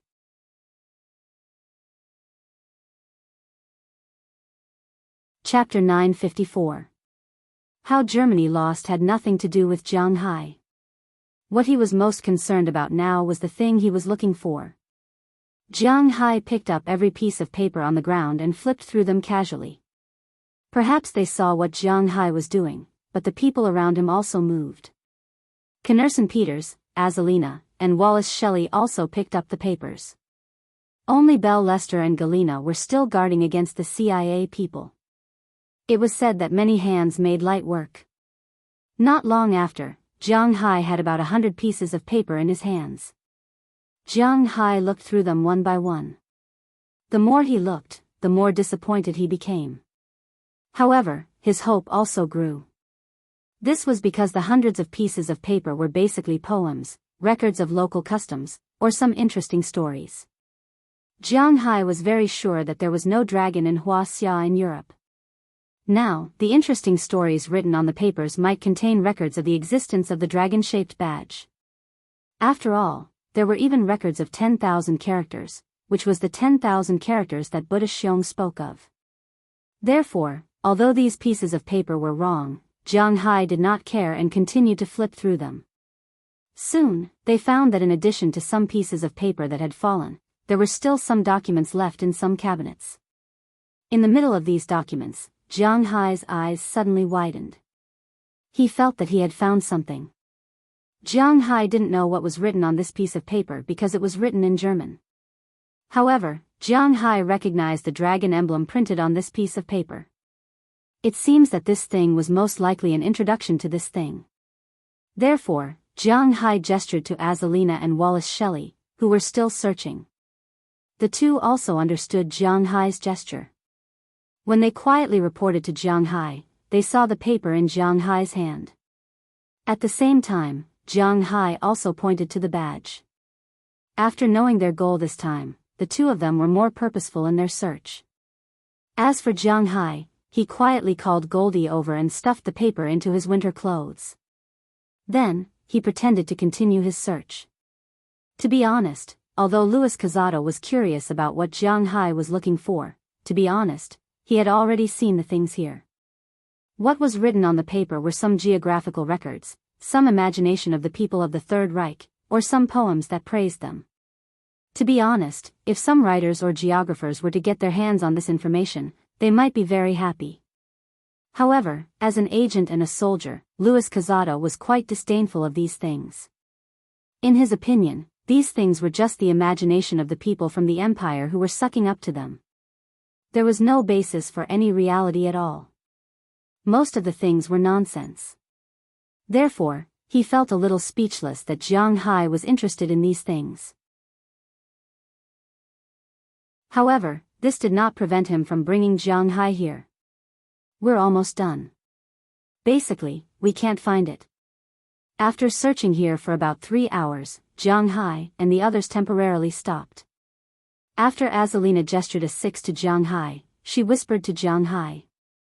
Wallace Shelley also gestured an 8, which meant that they had found 14 things related to the dragon badge. Of course, it was impossible for all of them to be related to the dragon badge. Many of them were related to the page number, which was the context of the dragon badge pattern. Jianghu also found 6, which added up to more than 20. Phew, it's almost time for lunch. There's a lot of dust here. Should we go out and eat, or go inside? After thinking about it, Jianghu felt that translating these things first was the right thing to do, so after hesitating, he said to Louis Quezada. Louis Quezada smiled when he heard Jianghu's words. Either is fine. To be honest, he was tired of staying here for a long time. Now that he could leave, he was still very happy. Therefore, under the signal of everyone walked outside together. When they came, they had to be careful. When they went back, they knew that it was safe, so they were faster. After more than an hour, they returned to the place where they set up camp. After arriving at the camp, the two sides calmly separated. Jianghu and the others returned to their tents, and so did the CIB people. But not long after they entered the tent, Belle Lester, Azalina, Galina, and Knerson Peters came out one after another and began to prepare dinner. Only Jianghu and Wallace Shelley were left in the tent. Of course, there was also Goldie. Those papers were hidden on his body. What do you think Jianghu got after he went in? Louis Quezada frowned as he looked at Jianghu and the others in the distance. Looking at Jianghu's actions now, he was sure that Jianghu must have gotten something, but what did he get? I've been recording their movements the entire time, but I didn't notice them taking anything from inside. I only remember that Knerson Peters once grabbed a handful of soil. Could it be that they came for the soil? Hearing Louis Quezada's words, Jittered Maud asked with some doubts. She also didn't quite understand Jianghu and the others. It's possible. Louis Quezada squinted his eyes and whispered. In his opinion, Jianghu's business was mainly based on his cattle. And if the cattle want to grow well, they naturally need to eat good grass. Jianghu made a lot of money by selling grass, and since he sells grass, he needs good soil. Therefore, Jianghu coming here for the soil was not without reason. Now that he thought about it, could it be that the soil here has some kind of magical effect? Louis Quezada looked at Jianghu and said in a deep voice, let's see if Jianghu still goes in tomorrow. If he still goes in, we'll get some soil back for research. If he doesn't go, then we'll pass this news back to our research institute and wait for our research institute to come and study this soil. This soil is likely to be Jianghu's secret. Although Jianghu didn't know that these guys were studying him in the wrong direction, he was quite happy that these guys were studying him in the wrong direction. Inside the tent, Jianghu and Wallace Shelley rearranged the papers and then rearranged them according to the page number. After rearranging them, they entered them into the microcomputer that Wallace Shelley brought with her. Soon, a paragraph of text was translated from German into Chinese. Although some sentences were not smooth, Jianghu could probably understand it. The person who wrote this was called Bruno Berg. This person was actually quite famous in Germany back then. He was once a famous anthropologist, and his most famous action was to go to the Tibetan area of Wuxia with Ernst Cypher to look for the legendary Shambhala cave, which was also called the Earth's axis, the whole of time and space. Originally, this thing was just a conjecture. In 1938, Germany had sent people to look for it, but they didn't find anything. In 1941, Germany lost 500,000 people, 1,300 tanks, and 2,500 artillery on the battlefield of Soviet Russia. The originally good situation took a turn for the worse. Under such circumstances, the leader of the SS, Himmler, remembered the legend about the Earth's axis and hoped to return time to 1939 so that Germany could correct the mistakes they made and start the war again. So in 1943, Germany launched this plan again and went to the Tibetan area of Wuxia to look for the cave. Seeing this, Jiang Hai's eyes narrowed. Although his common sense told him that these things were nonsense, he still suppressed his temper and continued to read. The information they found was not so much information, but rather a diary.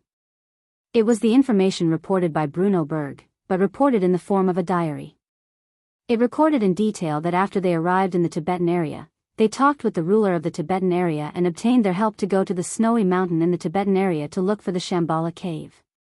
However, there was some discrepancy between the legend and the fact that they didn't find it. They found it and entered the cave, but after entering, they found that the cave had a huge amount of space-time energy. It was far from what ordinary people like them could enter, so they went back. Looking at the above translation, Jiang Hai couldn't help but ponder for a moment. He was thinking about the authenticity of this thing. It was reasonable to say that such an important information like this should have been seen by the Americans when they first came here. Then the question is, since the Americans already saw it, why didn't they take it away, but instead threw it away like a piece of garbage? Don't say that the Americans don't believe in this. In fact, they believe in these things very much. For example, the 51st District of the United States. But why didn't they take it away? There was only one possibility, that is, they didn't believe in this saying, or they already found it, but it was also useless. No matter which one it was, Jiang Hai felt a little flustered. But looking at the written information, even the coordinates were very detailed, it didn't seem like nonsense. This made Jiang Hai somewhat at a loss. "Boss, are we going to the Tibetan area?" Looking at Jiang Hai's somewhat bewildered appearance, Huali Shelley hesitated for a moment and asked Jiang Hai. Hearing her words, Jiang Hai thought for a moment and shook his head. "Don't worry for the time being, we'll talk about it when we have time. Anyway, we know where this dragon badge came from, so there's no need to worry."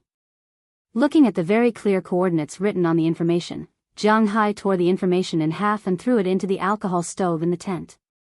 In any case, this time their goal was achieved. Now it's time to see if Jiang Hai really wants to see it, but even if he wants to see it, now is not the time.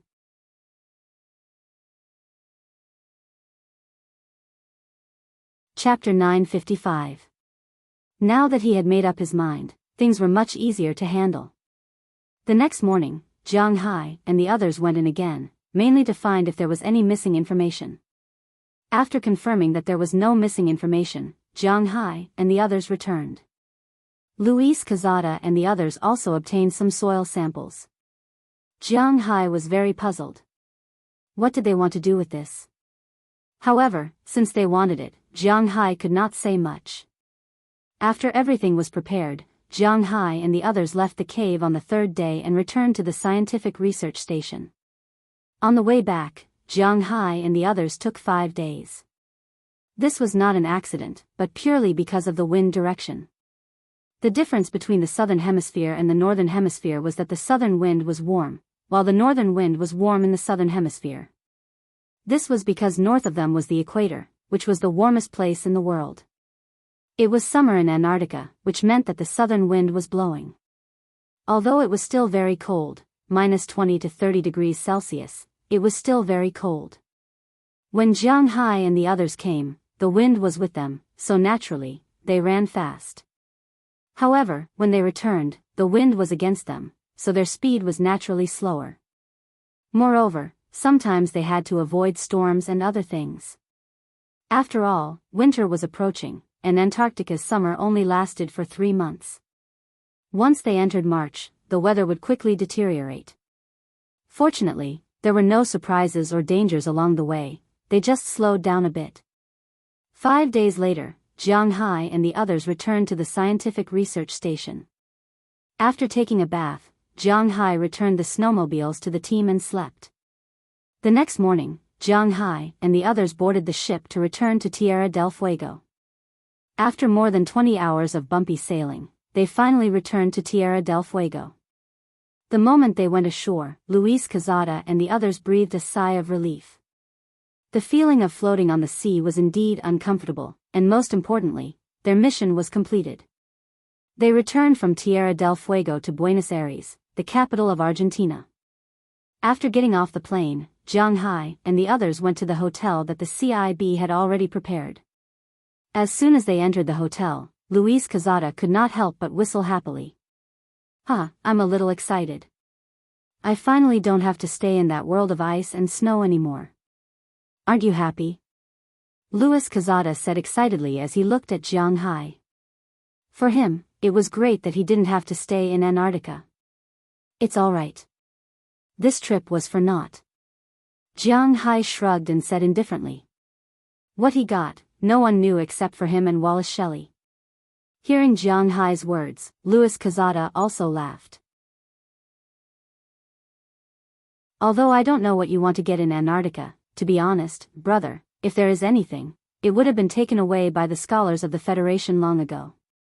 Why would it be left for you after 70 years?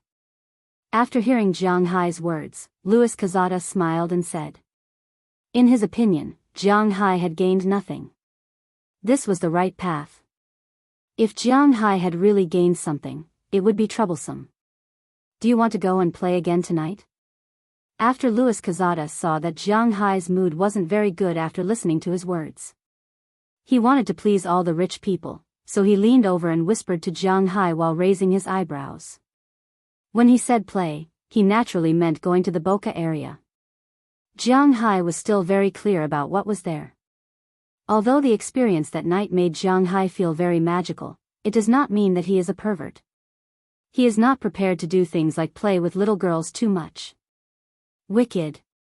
So after hearing Luis Quezada's words, Jianghu shook his head gently. Forget it for today, I want to have a good rest, and then I will return to Winthrop tomorrow. Looking at Luis Quezada, Jianghu said indifferently. Hearing that Jianghu did not want to go, Luis Quezada did not force him.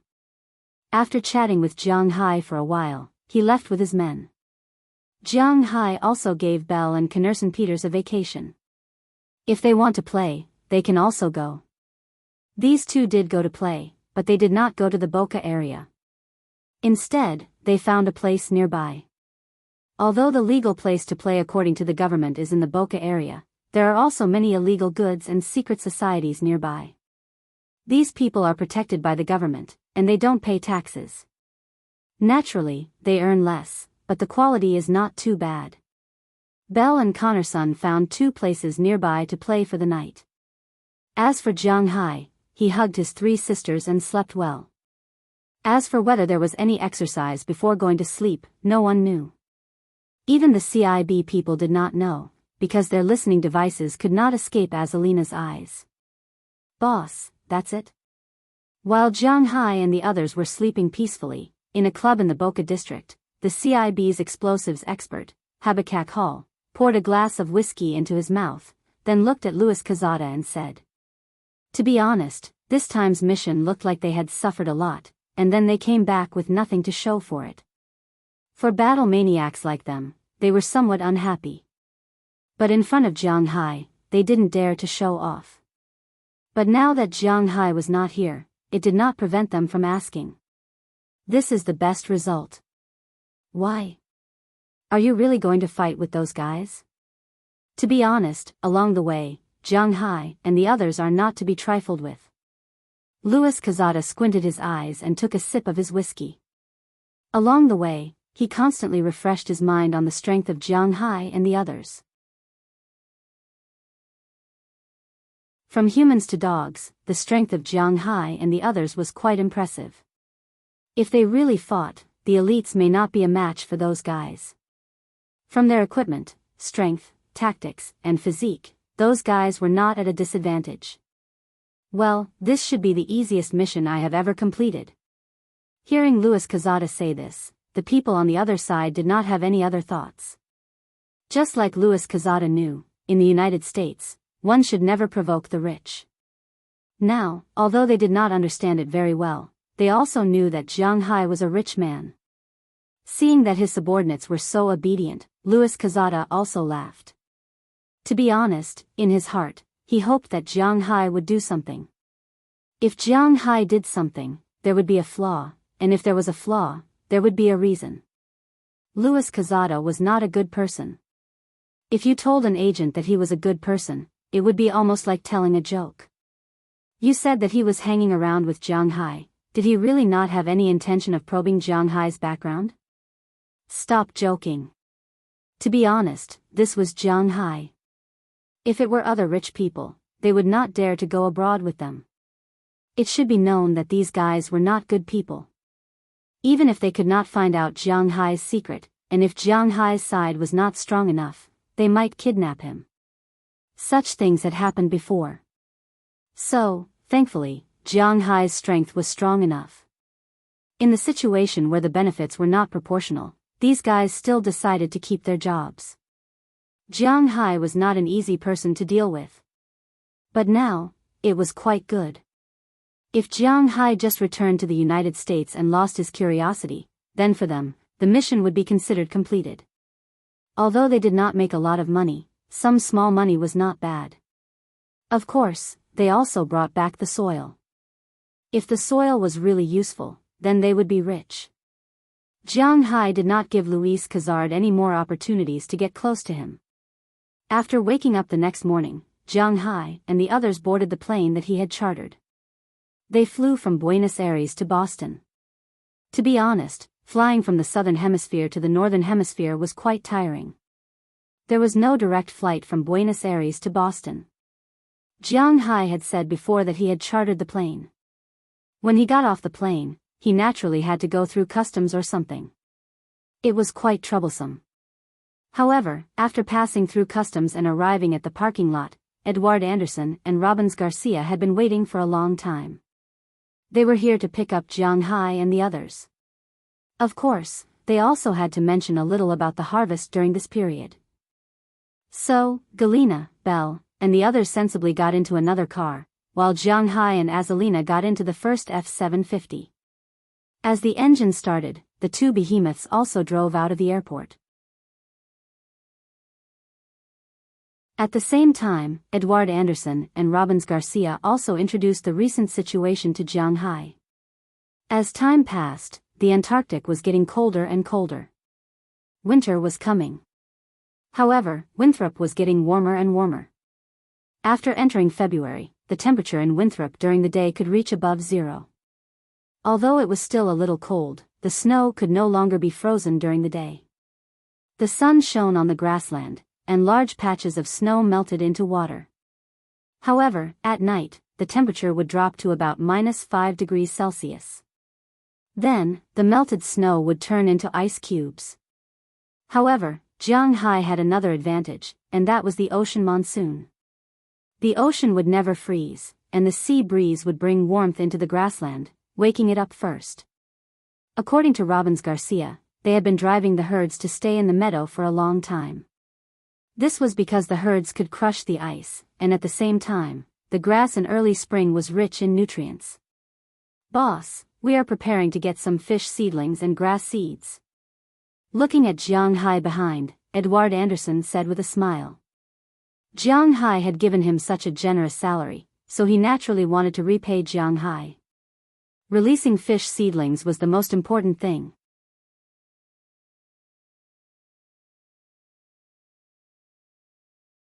Chapter 956. "Hi, Mr. Jiang, Ai Dehua, you're here." Aniva, nicknamed Iron Bull, shouted loudly at Jianghu from afar. Hearing his voice, Jianghu also turned the steering wheel and drove in the direction of his shout. Not long after, the car stopped about 5 or 6 meters in front of him. Then Jianghu and Edward Anderson got out together. As soon as they got out, Aniva greeted them with a big smile. Jianghu had been back for 3 days. In these 3 days, Jianghu first comforted his women at home, especially Qi Jia and Qi Ya, who had returned. These two girls were taught a lesson by Qi Li at home, so they were also full of anger. Now that they saw Jianghu, they couldn't help but feel angry. In the past few days, they had been teaching Jianghu a lesson. Of course, their so-called teaching was teaching Jianghu a lesson in bed. They were determined to get pregnant before Qi Li. Unfortunately, there was no movement at the moment. These days, Jianghu was occupied by them at night. During the day, he was not idle. After being busy for 3 days, he was finally able to go out of the house. After all, his women sometimes did have some small tricks up their sleeves, but when it came to making a living in the manner, they still understood the importance of it. Buying fish seedlings could be said to be a big deal, so they had to temporarily put aside the matter of dealing with Jianghu. So today, Jianghu came to the port of Boston with Edward Anderson. As for Azalina, who was supposed to follow, Jianghu did not let her follow. He wanted to live a life without women. It was really too tiring. With Jianghu's own strength and confidence in Boston, Azalina did not force Jianghu to take them with him. They were happy to stay at home. Jianghu and Edward Anderson drove away. After arriving at the dock, Aniva, who had already greeted them, appeared immediately. It was obvious that he had been waiting for a long time. Speaking of which, Aniva was different from before. When Jianghu first bought his fish seedlings a few years ago, this guy could only be regarded as a lower-middle businessman here. After all, there were many people who had bigger territories and more varieties than him. In addition, he was a black man. Although there were many good black people in the United States, white people and even yellow people did not trust black people that much. If it were not for Edward Anderson's recommendation, Jianghu might not have come to him to buy fish seedlings. Most importantly, Americans did not like to raise fish seedlings. They preferred to go to the deep sea to catch fish, so the fish seedlings did not sell well. But as the saying goes, a scholar who has been away for 3 days must be looked at with new eyes. Not to mention, Jianghu had not seen him for nearly 2 years. Ever since he sold the fish seedlings to Jianghu, his business was still like this in the first year, half dead. But everything changed in the second year. When Jianghu's seafood went on the market, everyone felt the benefits of Jianghu's seafood. So many people were inquiring about where Jianghu's fish came from, because they knew that Jianghu also bought his fish seedlings. After asking around, they finally heard about Aniva. His side became popular because the quality of the fish he sold was good, and the price was not expensive. Most importantly, it was possible to raise Jianghu's fish. Therefore, everyone was moved by his offer. Over the past year, Aniva's fish seedlings business had grown bigger and bigger. He had also borrowed money from the bank and expanded his original fish seedlings business by 5 times, but the supply still could not meet the demand. A large number of people came to buy them. Although the fish he raised might not be as good as Jianghu's fish, his business was still very good. The quality was there, so even if he could not raise Jianghu's fish, there were still people willing to do business with him. Now, in the past year, he had jumped to the top 10 among Boston's fish seedlings merchants in one fell swoop, and he had the intention of catching up. It was not a good thing. However, as the saying goes, one should not forget the person who dug the well when drinking water. Although business was business in the eyes of Americans, he was still very grateful to Jianghu. After receiving a call from Edward Anderson to pick seedlings, Jianghu's fish were all personally selected by him. Of course, he did not raise them himself, but he ran around the country and finally selected the best quality and largest seedlings. Today, Jianghu came to see the seedlings, sign a contract with him, and choose the seedlings to buy. "Hey, Iron Bull, I heard that your business here is getting bigger and bigger." Looking at Aniva, Jianghu smiled and said. Jianghu didn't mind the stench on Aniva's body and hugged him. Aniva was also very happy about this. One must know that black people with good temperament were also a bit strange. When he made friends, he basically only made friends with people of the same level. This was because friends had to tolerate everything about them, such as their skin color, their dress, their hobbies, and even the smell on their body. Jianghu did not care about the fishy smell on him and hugged him, which made him very grateful. He also sincerely regarded Jianghu as a friend. The smile on his face became wider and wider, and his 2 rows of big white teeth were also exposed. "Hey, Jiang, my friend, this is all thanks to you. Come in, let's talk in the fish shed." After saying the same thing to Jianghu, he smiled and led Jianghu into the fish shed in the distance. As soon as Jianghu walked in, he found that this fish shed was actually built in the sea. It was the same as the last time he came here, but the scale was much bigger. I have 10 fish sheds like this one, but the best seedlings you want are all here. Seeing the curiosity in Jiang Hai's eyes, Aniva smiled and said. Then he led Jiang Hai and Edward Anderson to a huge net cage. He started the machine next to him and slowly lifted the net cage up. Then some small fry were pulled up by the net cage and floated to the surface. Aniva then scooped up a handful of fry and showed them to Jiang Hai. Jiang Hai nodded and said, I'm sorry. At the end of November last year, Brother Edouard told me the types of fry you want this year. I specially found these. Take a look. Aniva said as he handed the fry to Jiang Hai and Edouard Anderson. After a successful breeding, Edouard Anderson also had confidence in this water area. No matter how this mysterious water area was formed, it had nothing to do with him. He only knew that this water area could make a lot of money, and he would honestly work for Jiang Hai in the following days.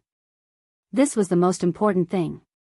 So in November last year, Edward Anderson, whose confidence had doubled, asked Aniva to get some good seedlings. If Jiang Hai wanted to buy them, he would also buy this kind of high-grade fish. In fact, it was reasonable to say that the American red fish was a good fish, but Jiang Hai was no longer interested in it. He wanted better fish. Now in the hands of Jiang Hai and Edouard Anderson, there was a better fish, white pomfret. Some people would say that basically everyone had eaten pomfret before. It was not expensive in China, so how could it be expensive in the United States? In fact, those who would say this basically knew nothing about pomfret. Pomfret, also known as mirror fish, could be divided into many types. The worst was the silver pomfret, followed by the golden pomfret, red pomfret, freshwater white pomfret, knife pomfret, black pomfret, gray pomfret, spiny pomfret, spotted pomfret, snowflake pomfret, South American pomfret, striped pomfret, and so on. There were different types of pomfret, and the price difference was quite big. Among them, the more common golden pomfret was very low in price. It was considered a low-level seafood, but white pomfret was different. White pomfret was divided into two types, freshwater white pomfret and white pomfret. This kind of fish was mainly distributed in the Indian Ocean and the Pacific Ocean. It was not found in the Atlantic Ocean. In China, it was very common for this kind of fish to be sold for more than 100 renminbi per catty. However, since Jiang Hai was raising them here, it was naturally impossible to sell them at such a low price. He sold them by the kilogram. The initial price of 1 kilogram was $50, which was $10 more expensive than the red pomfret in the United States. Most importantly, this kind of fish also grew quickly. Looking at the fry in front of him, Edouard Anderson casually picked one out, opened its belly, smelled it, and ate a small piece of meat to determine whether these fish had been drugged or were sick. After the inspection, he nodded gently, indicating that there was nothing wrong with these fish. Seeing that Edouard Anderson had approved, Jiang Hai did not say much. He threw the small fish back into the net cage and nodded to Aniva. Seeing that Jiang Hai approved this quality, Aniva was also relieved. The first type of fish was ordered. Then he continued to lead Jiang Hai and the others to the back. The second net cage was the tuna he specially picked, the so-called bonito. However, their bonito was different from the general Pacific bonito, the so-called small tuna that could not grow up. This kind of bonito could be regarded as a giant bonito. Jiang Hai only took the elite route. If it was an ordinary small tuna, he would be too lazy to raise them. According to the price announced by the International Fishery Association, bonito, which could only grow to a maximum of 40 to 50 centimeters, was currently sold internationally for $1,600 per ton, which was equivalent to $1.6 per kilogram. Naturally, Jiang Hai would not raise this kind of fish. Therefore, he only raised big tuna, which was not considered a bonito. Its scientific name was albacore tuna, which could grow to a maximum of about 1.5 meters. It was considered small in the tuna family, but the price of this thing was very high. In China, good quality fish can be sold for about 200 renminbi per catty, which is 400 renminbi per catty. Converted to US dollars, it's about $60. Jianghai's fish is estimated to be sold at a wholesale price of $100 per catty, which is very reasonable.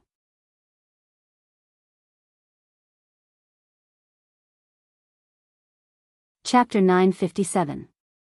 After looking at the two kinds of fry, Jianghai nodded. Overall, he was very satisfied with these two things. That's it, let's talk about the price of these two kinds of fish. Jianghai looked at Antoine and said with a smile. He is going to use these two kinds of fish to replace the American red fish. The remaining grouper, longhead, and Atlantic salmon will still be farmed, and he will also increase the number of lobsters, spotted shrimp, and king crab. At the same time, Jianghai is also going to sell some geoduck clams. He wants to raise anything that makes money. This is not urgent. Because the long-finned golden gun can't be bred normally, there is no way to guarantee the quantity, but I also got some fry here. Mr. Jiang, you may be interested. Hearing Jianghai's words, Antoine also smiled and said to him. He is telling the truth. White pomfret and American red fish are worthless and it is easy to breed them. But tuna, which have been swimming all their lives, will not stop because their gills have degenerated. So breeding this kind of fish is possible, but it is really difficult, so there is no way to guarantee the quantity. For example, there are 100,000 fry in the white pomfret's net cage. These fry are still very happy, but there are only 2,000 on the long-finned golden gun side, and more than a dozen have died in the past few days because the range of activity of these fish is too large. In order to make up for this defect, he specially got some more expensive fish species to show to Jianghai. Oh. Let's take a look. Hearing his words, Jianghai raised his eyebrows and then walked over and said. Hearing Jianghai's words, Antoine also took him to the front of several net cages at the back. Still using electric equipment, he pulled up the underwater net cage, and then a small fry appeared in front of Jianghai. This is. Looking at this kind of unfamiliar fry, Jianghai asked with some doubts. This is silver codfish. Hearing Jianghai's words, Antoine didn't speak yet, but Edward Anderson spoke first. Silver cod?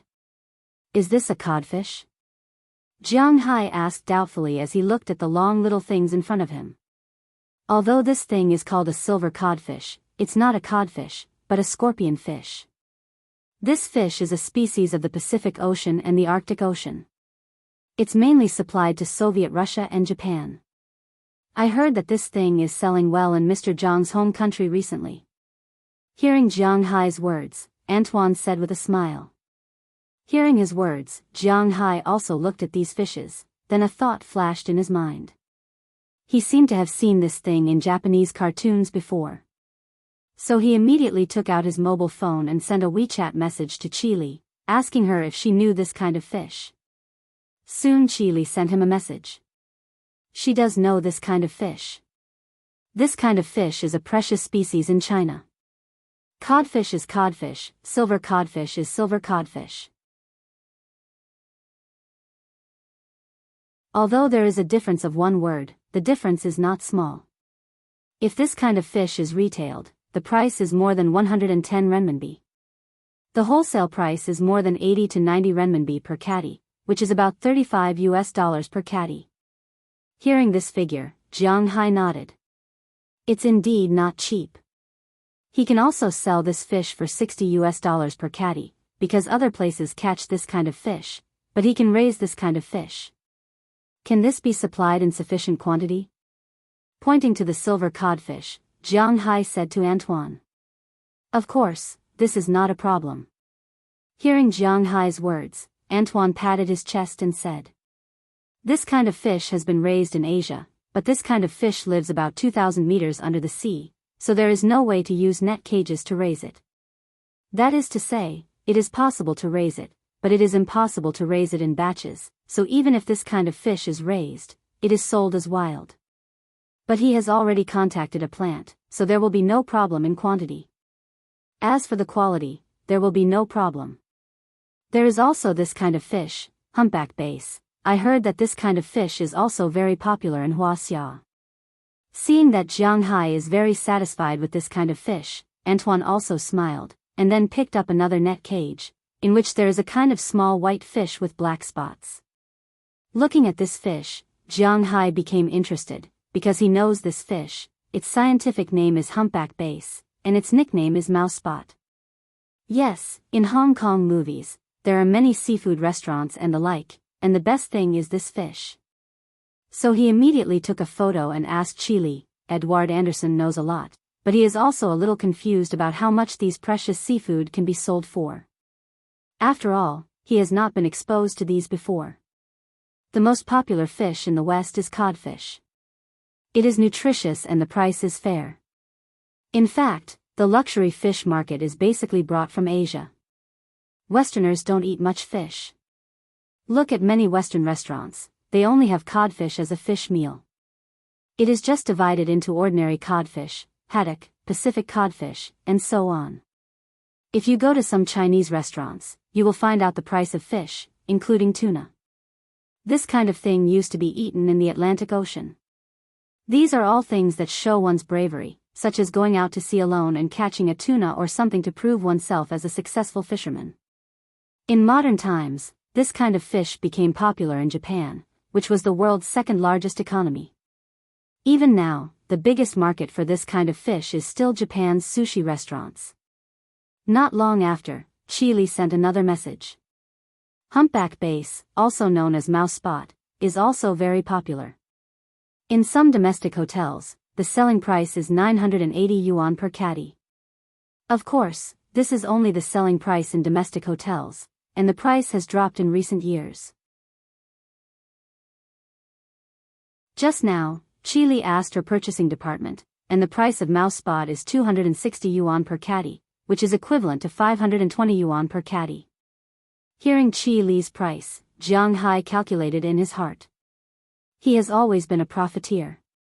Although the price is close to $100 per catty, Jiang Hai calculated that the price will be $140 per catty with an increase of 40%. Thinking of this, Jiang Hai's eyes lit up. Purely based on the unit price, this kind of fish is probably the most valuable in his fishery at present. Seeing that Jiang Hai is very satisfied with this kind of fish, Antoine pulled up the fishing net next to him. This is haddock. There is no need to introduce it. We are very familiar with it. Looking at the new net cage, it is not difficult for Jiang Hai to see what kind of fish is in the net cage. Haddock is the noblest among cod, but even if this kind of fish is sold, it will not be sold at a very high price. Because there is no live fish for this kind of fish. Once it is on the boat, its head will be cut off. In the United States, the retail price is about $10 per pound. Of course, this refers to fresh fish, not frozen fish.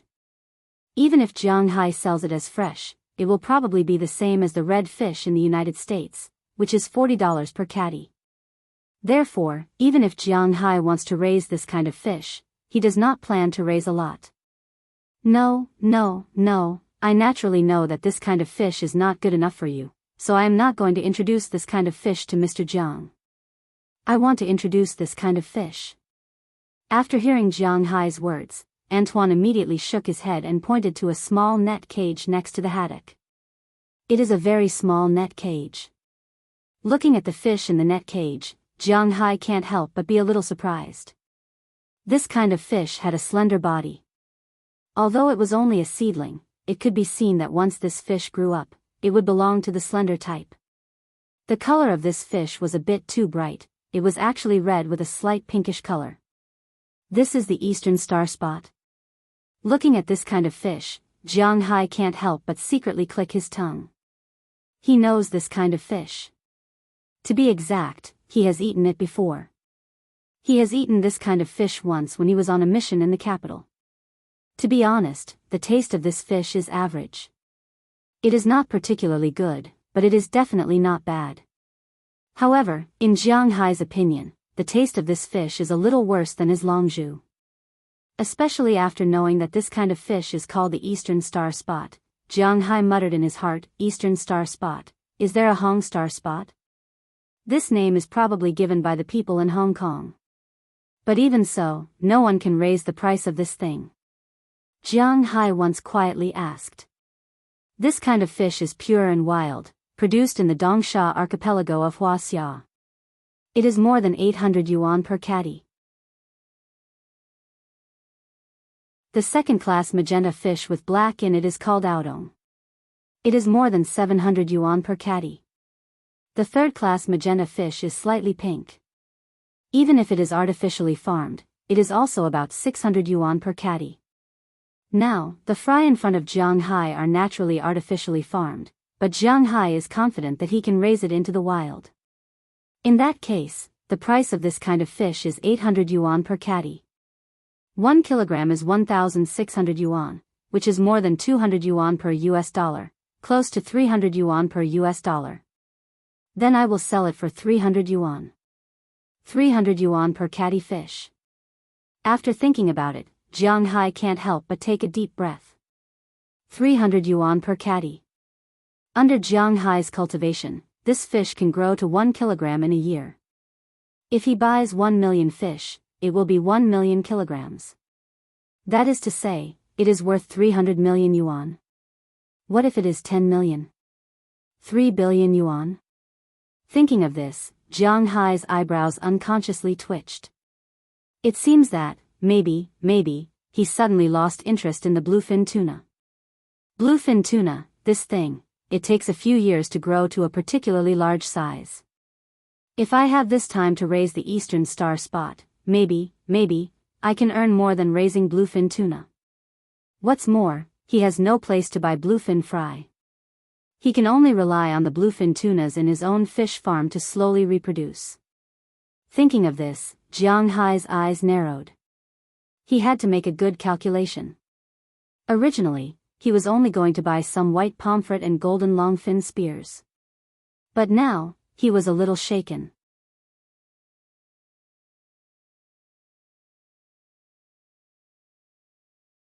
Chapter 958. After seeing so many fish, to be honest, Jianghu was very tempted. It was impossible for him to say that he didn't want these things. But the problem was that he could ask for them, but how much was a problem? Perhaps for others, these things couldn't be raised casually. After all, the water quality, the size of the fish, the distribution, and so on had to be considered. But Jianghu didn't need to do these things. What he needed to do was to simply put these fish into the sea, as long as the density wasn't too high. So after looking at Edward Anderson, Jianghu whispered to him. Indeed, this was a very troublesome thing, but fortunately, Edward Anderson was still quite experienced. According to the current distribution and number of fish in our fish farm, if we buy fry, the upper limit should be 12 million big fish and 80 million small fish. You can figure out the specifics. After thinking for a while, Edward Anderson said to Jianghu. Hearing his words, Jianghu also thought about it. The so-called big fish were fish that could grow more than 1 meter long, such as the longfin tuna and the dragonfly. If Jianghu wanted to raise codfish, this thing would also be a big fish. As for the other fish, they were all small fish. After all, whether it was the eastern star spot, the white pomfret, the silver snowfish, or the rat spot, these fish could only grow 1 kilogram at most, 2 kilograms at most. Such fish were naturally small fish in the sea. After all, even the Atlantic codfish could grow 200 kilograms in weight and more than 2 meters long, not to mention the more muscular tuna. 12 million big fish and 80 million small fish. Well, iron bull. After calculating in his heart, this was the upper limit that the fish farm could bear. Naturally, Jianghu couldn't buy fish according to the upper limit, so after thinking about it, he could raise fish according to 3/4 saturation. So after planning, Jianghu looked at Antoine. Hearing that Jianghu was almost done with his plan, Antoine asked Jianghu with a smile, "Hey, Mr. Jiang, tell me. I want 4 million longfin tuna this year, 2 million longfin tuna, and 2 million Atlantic salmon. Do you have any way to get other tuna species?" Looking at Antoine in front of him, Jianghu decided on the big fish first. It's probably a bit difficult. You also know that this kind of thing swims around. There are only a few tuna farms in the world. Even if there are, it is estimated that there won't be many. After thinking about it, Antoine thought about it and said to Jianghu. Jiang Hai thought for a moment after listening to Antoine's words. These were all things that he needed. Get whatever you can. Blackfin is fine. Of course, the best would be yellowfin, bigeye, masu, and chingon. Southern bluefin would be good too. If you can really get it, I will give you the upper limit of 1 million fish, and you can do whatever you want with the rest. Looking at Antoine, Jiang Hai said seriously, and Antoine thought for a moment and gritted his teeth. Tuna is extremely expensive even if they are sold as fry. Other fry are sold by the ton, such as cod fry and the like, but tuna fry are sold by the tail. One tail is $6, and 1 million is $6 million. He can get at least $500,000 from this. No one will refuse money, right? So he nodded to show that he understood. Jiang Hai then turned his attention to the little fish. The growth time of tuna was very slow. It would take almost 5 years for them to mature. Even if Jiang Hai's fishing ground was nourished with spiritual energy, it would still be the same. His spiritual energy could only make these animals grow bigger, but it couldn't make them reach the mature stage directly. Therefore, these 5 years were a must. But after raising them, a longfin tuna weighs almost 40 kilograms. Jiang Hai sells them for $100 per kilogram, and one fish is $40,000. For a million fish is $40 billion. Of course, this money has to be spread evenly over 5 years, but even so, these fish are worth nearly $8 billion a year. It is not an exaggeration to say that it is a huge sum of money. And the most important thing is that he raises them every year, and only in the first 5 years, there will be no harvest. After 5 years, his fish will be endless. Thinking of this, Jiang Hai's heart was still a little excited. With the addition of longzhu and salmon, these fish will be harvested every year, and Jiang Hai's fishery will only become stronger and stronger. Hearing Jiang Hai's words, Edward Anderson's hand couldn't help but tremble. Jiang Hai calculated the price, and so did he.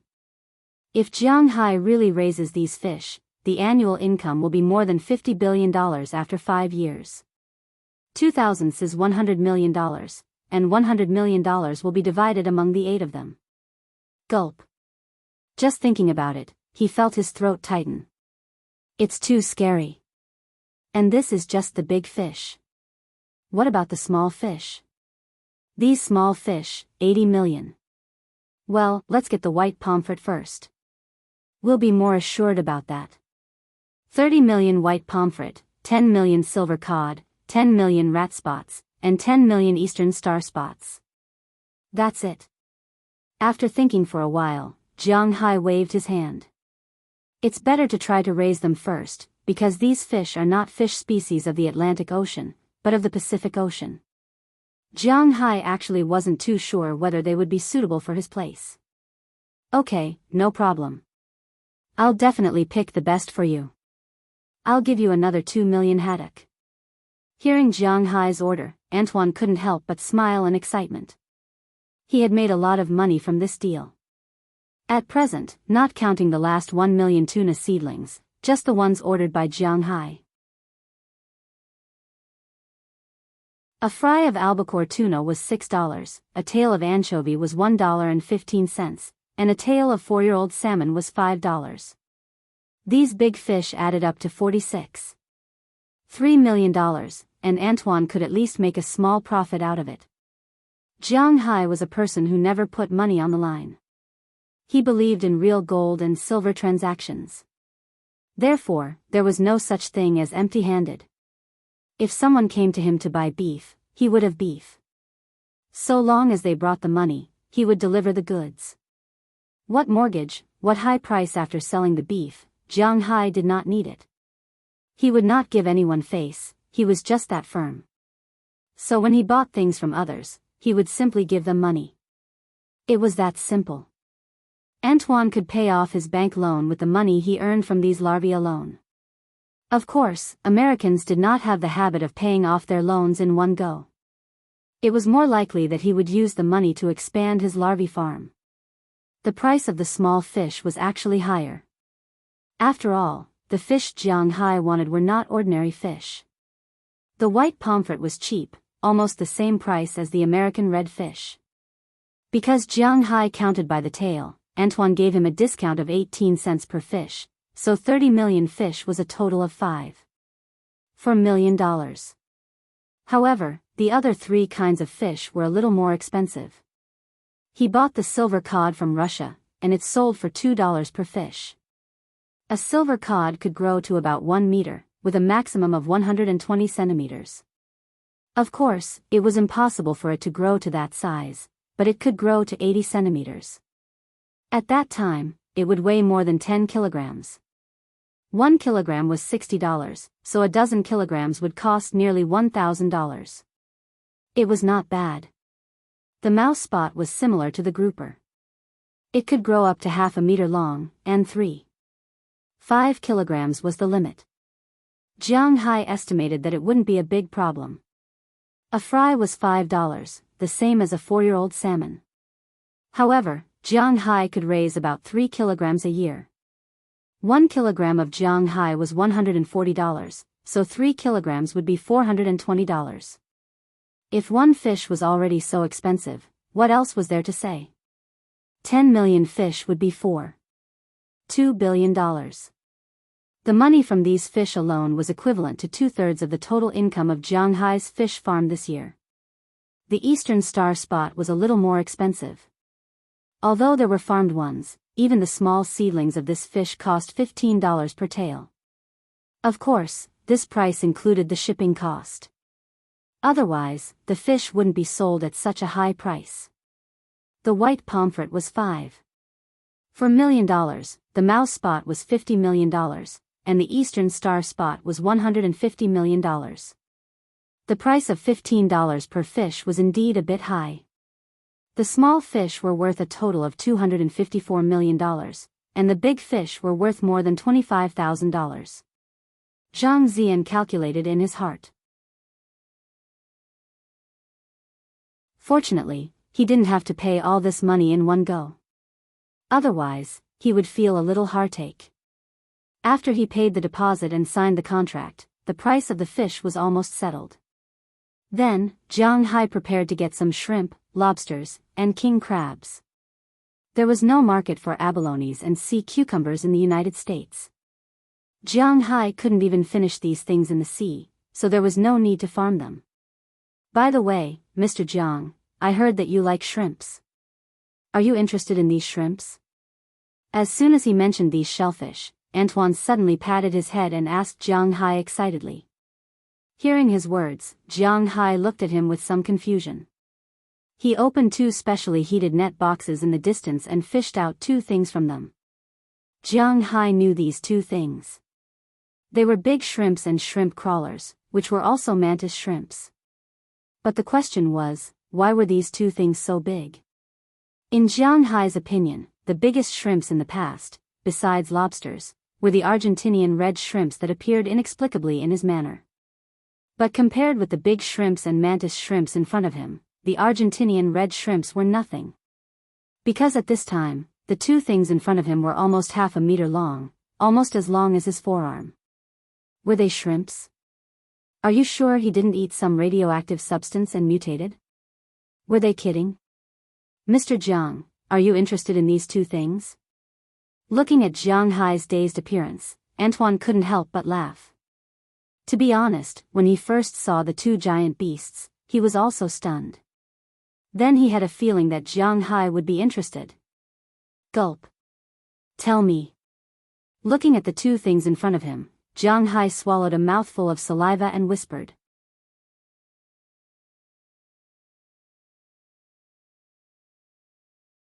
Chapter 959. How do we eat this prawn? Looking at the several big prawns in the basin, Chia couldn't help but scratch her head and whisper to Jiang Hai, who was sitting next to her. Hearing her words, Jiang Hai also smacked his lips. To be honest, he didn't know. Because the prawn in front of him seemed to be a bit too big. I think we should just cook it and eat it directly.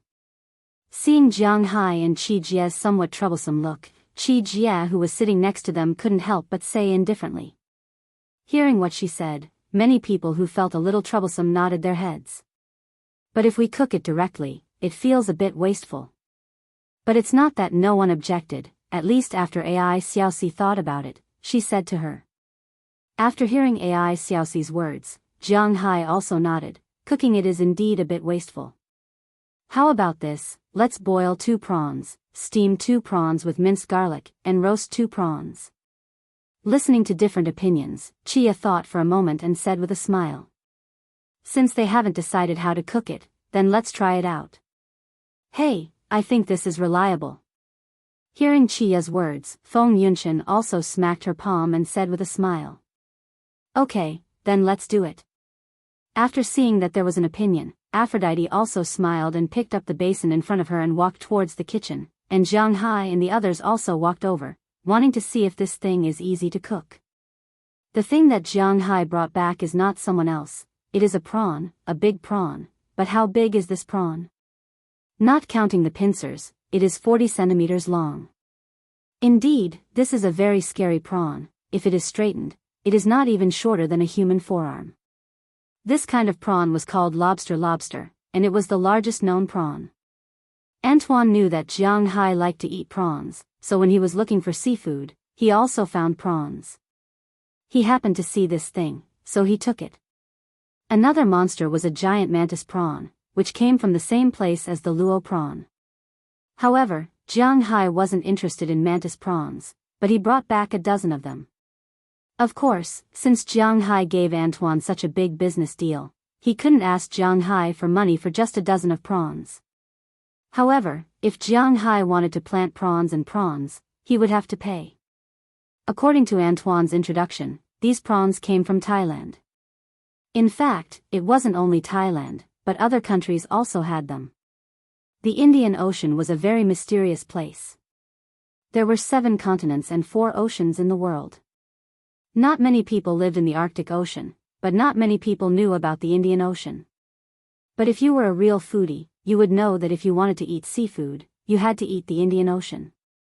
One of the reasons was that the pollution in the Indian Ocean should be the lightest. Of course, it was very heavy now. But compared to the Atlantic and Pacific Oceans, it was considered light. In the Pacific Ocean, countries like the west coast of the United States, Wuxia, Soviet Russia, Japan, and Australia had started to pollute this sea many years ago. The Atlantic Ocean was the source of the European starting point. Now, when they went to other countries, they would say that the air here was good, the environment here was good, and so on. However, these countries came from the industrial era, just like Wuxia. When they started to develop their economy, infrastructure, and industrial construction, it was impossible for there to be no pollution. The Atlantic Ocean was the most polluted sea. Now, many parts of the Atlantic Ocean were underwater with natural gas pipelines and oil drilling platforms. It would be strange if the pollution was small. But now, they did not need to develop these vigorously, so they talked about environmental protection every day. As for the Indian Ocean, to be honest, there were no big countries around it. The only big country was India. The Ganges River was seriously polluted, but it was difficult for India alone to pollute the entire sea, not to mention that the country's heavy industry wasn't good enough. At the same time, the most important thing was that some of the countries along the Indian Ocean were basically tourism-oriented. For example, the famous Maldives and Sri Lanka were here.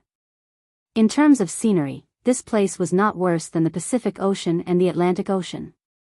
Secondly, this ocean, the entire sea, was almost on the equator. It was known that the warmer the place, the faster the growth of seafood. This was because they did not need to survive the winter and could grow all year round. At the same time, there were not many predatory fish here. At the same time, the most important thing was that the Indian Ocean was not peaceful. Everyone knew the reason. Many countries were making trouble there. In some places, everyone was a pirate. Everywhere, there were men who wanted to be the pirate king. Which fishing boat dared to go there? Basically, fishing was done on the coast. Not many people dared to go inside. Therefore, without human interference, the seafood in the Indian Ocean was especially delicious. Therefore, real foodies would pick the seafood in the Indian Ocean to eat. This was inevitable. Jianghu liked to eat prawns. This was probably his favorite seafood. Therefore, if this prawn tasted good, it would not prevent him from breeding it. After all, this was a big prawn more than 40 centimeters long. If he sold it back to China, tsk. Speaking of which, there was a story behind Jianghu's love of prawns. It was mainly about when Jianghu was young, his family was not very well off. Therefore, he did not eat prawns when he was very young. It was not until he was in the 3rd grade of primary school that he ate prawns at his grandfather's house during the New Year. At that time, it was still ice prawns. At that time, he felt that it was so delicious. Later on, when the family's financial situation was better, his father would also buy him some prawns to eat during festivals. At first, it was boiled, but later on, he started to fry it first and then spray it with sweet and sour sauce. He called it relying on big prawns. Jianghu had always liked to eat prawns. However, after his parents passed away, Jianghu had not eaten prawns for a while. Later, after he had his own territory, although Jianghu had eaten a lot of wild animals in the mountains, cattle and sheep on land, and seafood in the sea, he still had a special liking for prawns. Not long after, Chia had finished cooking the prawns. Jianghu's favorite dish could not be made with just prawns because they were too big. They could only be boiled, steamed with minced garlic, and roasted. After the 6 prawns were placed on the table, because it wasn't dinner time yet, everyone gathered around and shared the food. After eating, Jianghu also nodded. The biggest special thing about this prawn was that it was very refreshing. When he bit into it, it was all prawn meat. It was very delicious, but in terms of taste, well, it could only be regarded as not bad. After all, it was bred in the temperate zone, so the meat was not too sweet. Compared with the Arctic sweet prawn, the meat was slightly thicker, but finer than the lobster. It tasted good. Jianghu also nodded and decided to raise some prawns. Raising prawns was not like raising fish. He still had to buy, fry and take care of them. In Jianghu's fishing ground, seaweed had long been spread, so when the young prawns entered the water, they could eat and live on their own. The most important thing was that prawns should grow fast. Generally, for the green prawns and white prawns bought outside, the fastest could be put on the market in 60 days, and the slowest could be put on the market in more than 100 days. Although the Russian prawns could not be put on the market like these prawns, when they were bought, they were 2 months old. After 3 months, they could grow to 30 grams in 5 months. Then, it was like blowing air. Basically, after more than a year, they could grow almost fully. Not to mention, Jianghu's sea was full of spiritual energy. So there was no need to worry about this. When Antoine came to deliver fish food, he could ask him to help buy a few tons of prawn fry.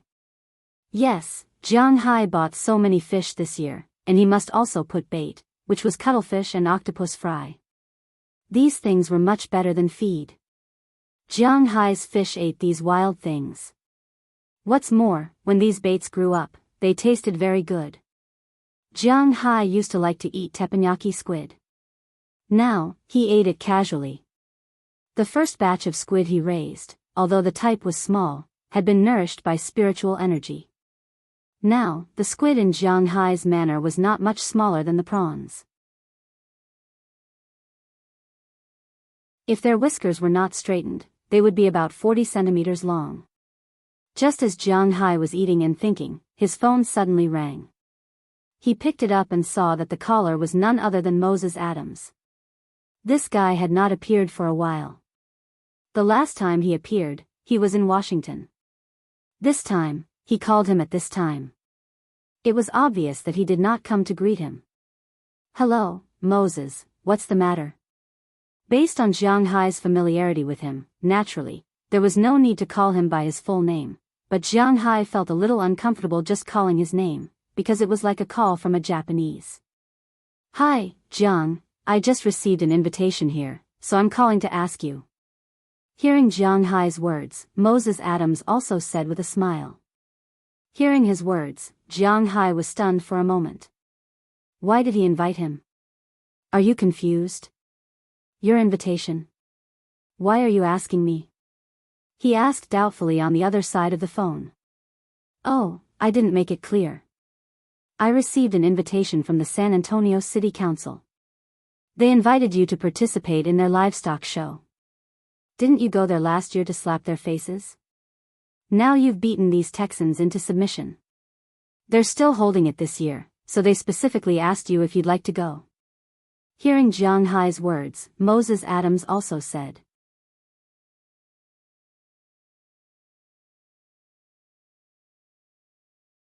Chapter 960. San Antonio, Livestock Show. Hearing Moses Adams' words, Jianghu couldn't help but be stunned for a moment. Why did the livestock show want to see him? Jianghu remembered that in April last year, he went to the American Livestock Show. As a result, he came back after slapping everyone's faces. He didn't even have a good time. Now the government was looking for him? What the hell was this? Hearing Jianghu's words, Moses Adams also laughed, and then explained to Jianghu, yes, they are looking for you. Although you slapped everyone's faces last year, after all, your cattle also became famous, and you also helped the show become famous. These people are just the people in charge of the show. They don't care who gets first place, who slaps whose faces, they only care about who can help them make more money. If there was a country's business world that was the most unsympathetic, it would be the American business world. American businessmen often called it a game, a crocodile game. What kind of crocodile game was this? Because in the business world, they didn't believe in tears or friendship. They only cared about who was bigger. When crocodiles were hunting, they would cry first. This was called the most hypocritical tears in the West.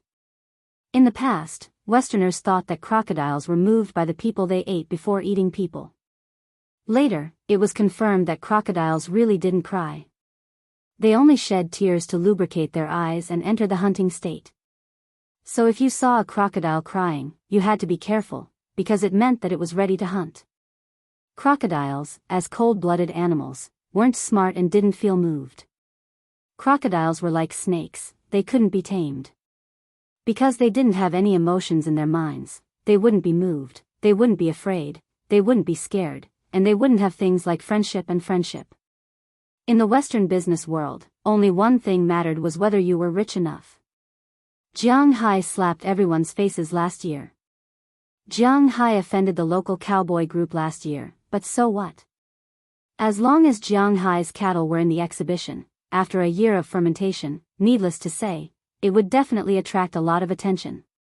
If people came to buy tickets to watch the show, it meant that there was money to be made. If there was traffic, it would attract advertisers, and the organization would make money. This was the simplest thing. So this year, San Antonio sent an invitation to Jianghu again. No one knew that Jianghu wouldn't be invited to the National Beef Show in April, but they were very interested in the San Antonio Beef Show. In fact, if it was really in April, Jianghu probably wouldn't be able to go. Because this April, Jianghu was very busy, not because of anything else, but because of the harvest of Yangtze River grenadier fish. At that time, his first batch of grenadier fish would enter the Wuxia market. As for how much he would sell it to the rich, let's not talk about that. Whether it was in Wuxia or the United States, Jianghu had always sold things in a bad way, because he knew that the people who ate his food were not ordinary people, and few ordinary people could afford it. No one was willing to spend half a month, or even several months' salary to eat Jianghu's seafood or beef, so Jianghu didn't feel guilty about selling it. Well, the livestock show. Touching his chin, Jianghu whispered, should I go or not? This was a problem. Ahem, it's just my feeling. If you don't have anything to do, you can go and have some fun. Hearing Jianghu's hesitant voice, Moses Adams on the other side of the phone said to Jianghu. Well? What do you mean? Hearing his words, Jianghu looked at him with some doubts. The main thing is, your main business is selling beef cattle and pasture. It's very troublesome to attend beef cattle shows often, because I know you don't lack buyers, but it's also necessary to attend it once a year to make a name for yourself. You can't let your pasture and beef cattle fade out of the eyes of others. The most terrible thing is to get used to it. Just like Japan's Wagyu, once they appeared, they would sweep through all the major livestock shows. As a result, people were not used to it at first, but after a few years, they got used to it. They all know that their beef is good and the beef is expensive. They will even classify Wagyu as the same grade. Although your manor doesn't have a unique breed of beef cattle, if you can let people get used to it, if you raise the price in the future, or if there are any accidents, the tolerance of the masses will also become stronger. Hearing Jiang Hai's question, Moses Adams also said seriously. Of course, the reason why he recommended Jiang Hai so hard was mainly because of the above.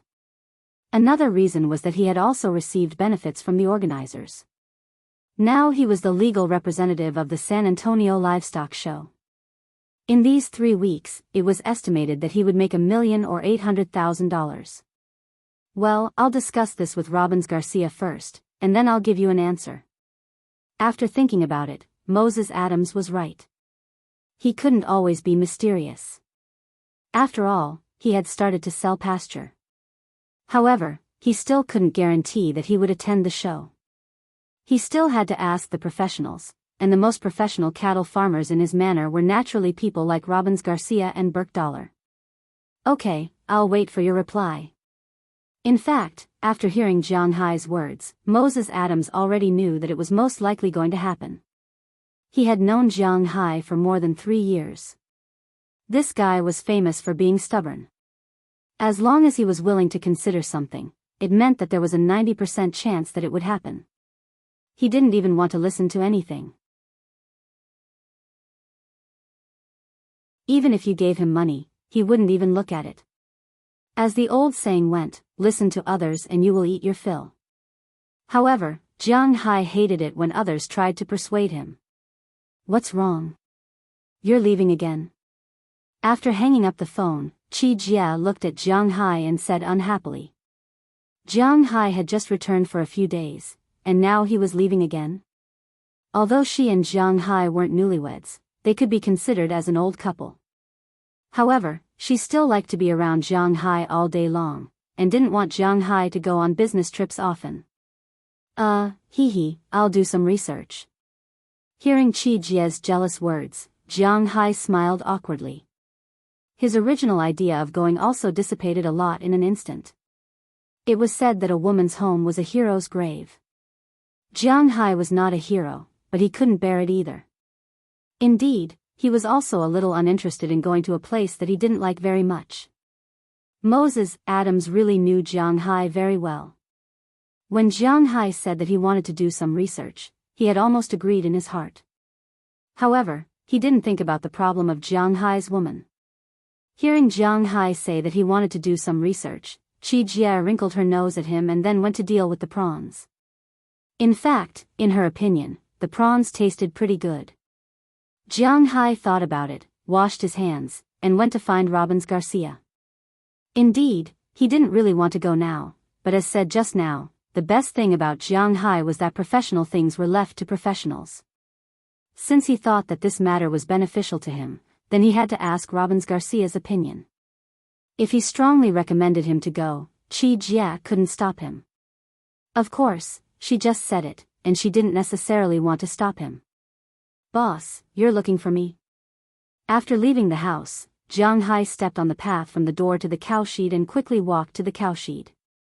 From afar, he saw Robbins Garcia, Burke Dollar, Philemon Turner, Harriman Fells, Belle Lester, Blake Hill, and Edie Lewis busy there, driving the cattle dogs that Jiang Hai bought back then. They ran around and kept the cattle in a small area. Jiang Hai's little Huang and Xiao Bai were also there, but little Huang was not interested in driving the cattle. In Jiang Hai's manner, little Huang's status was superior, but Xiao Bai was very addicted to commanding the cattle dogs. When he saw Jiang Hai from afar and waved at him, Robbins Garcia, who was commanding, also rode over on a horse. It's like this. San Antonio found Moses Adams and invited us to participate in the San Antonio Beef Show. What do you think? Jianghu and Robbins Garcia were familiar enough, so he didn't need to be polite and asked him directly. San Antonio Beef Show? Why did they invite us? Hearing Jianghu's words, Robbins Garcia looked at him with some doubts. In his opinion, Jianghu had offended almost all the cowboys in San Antonio. These people now invited Jianghu to participate in the show. Is there any conspiracy, and Moses Adams is also involved in this? Hee, don't be so careful. It's not that these guys are looking for trouble with me, but because our meat is now quite famous in the United States, so these guys want to use our name to swindle people. With our beef cattle, it will definitely attract a lot of people, so they can sell advertisements and make money. Also, I think Moses Adams is right about something. We definitely have to attend an animal husbandry exhibition every year, not to make a name for ourselves, but to let everyone know that the world's #1 beef cattle is ours. We have to let them get used to our existence, just like Wagyu. We have to let our cattle, our brand, stand there, and they will know that we are not on the same level as them. Looking at Robbins Garcia, Jianghu also repeated Moses Adams's words. Of course, he also added his own understanding. Hearing Jianghu's words, Robbins Garcia was stunned. He didn't have such thoughts in the past. But he thought about it and realized that what Jianghu said was not unreasonable.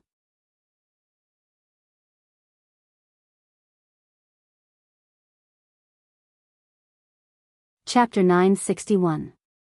To be honest, this reason is really good, but I don't recommend you go. Otherwise, let me bring a few people. After thinking for a while, Robbins Garcia looked at Jianghu and said. From his point of view, Jianghu would not be of much use to the team other than his soul. To be honest, Jianghu himself was useless. He did not know how to take care of the cows, nor did he know how to feed them. He was also not on good terms with the organizers. To be honest, Robbins Garcia asked Jianghu to participate in the first place. First, it was to let Jianghu relax. Second, if there was any business, Jianghu would have to go and discuss it.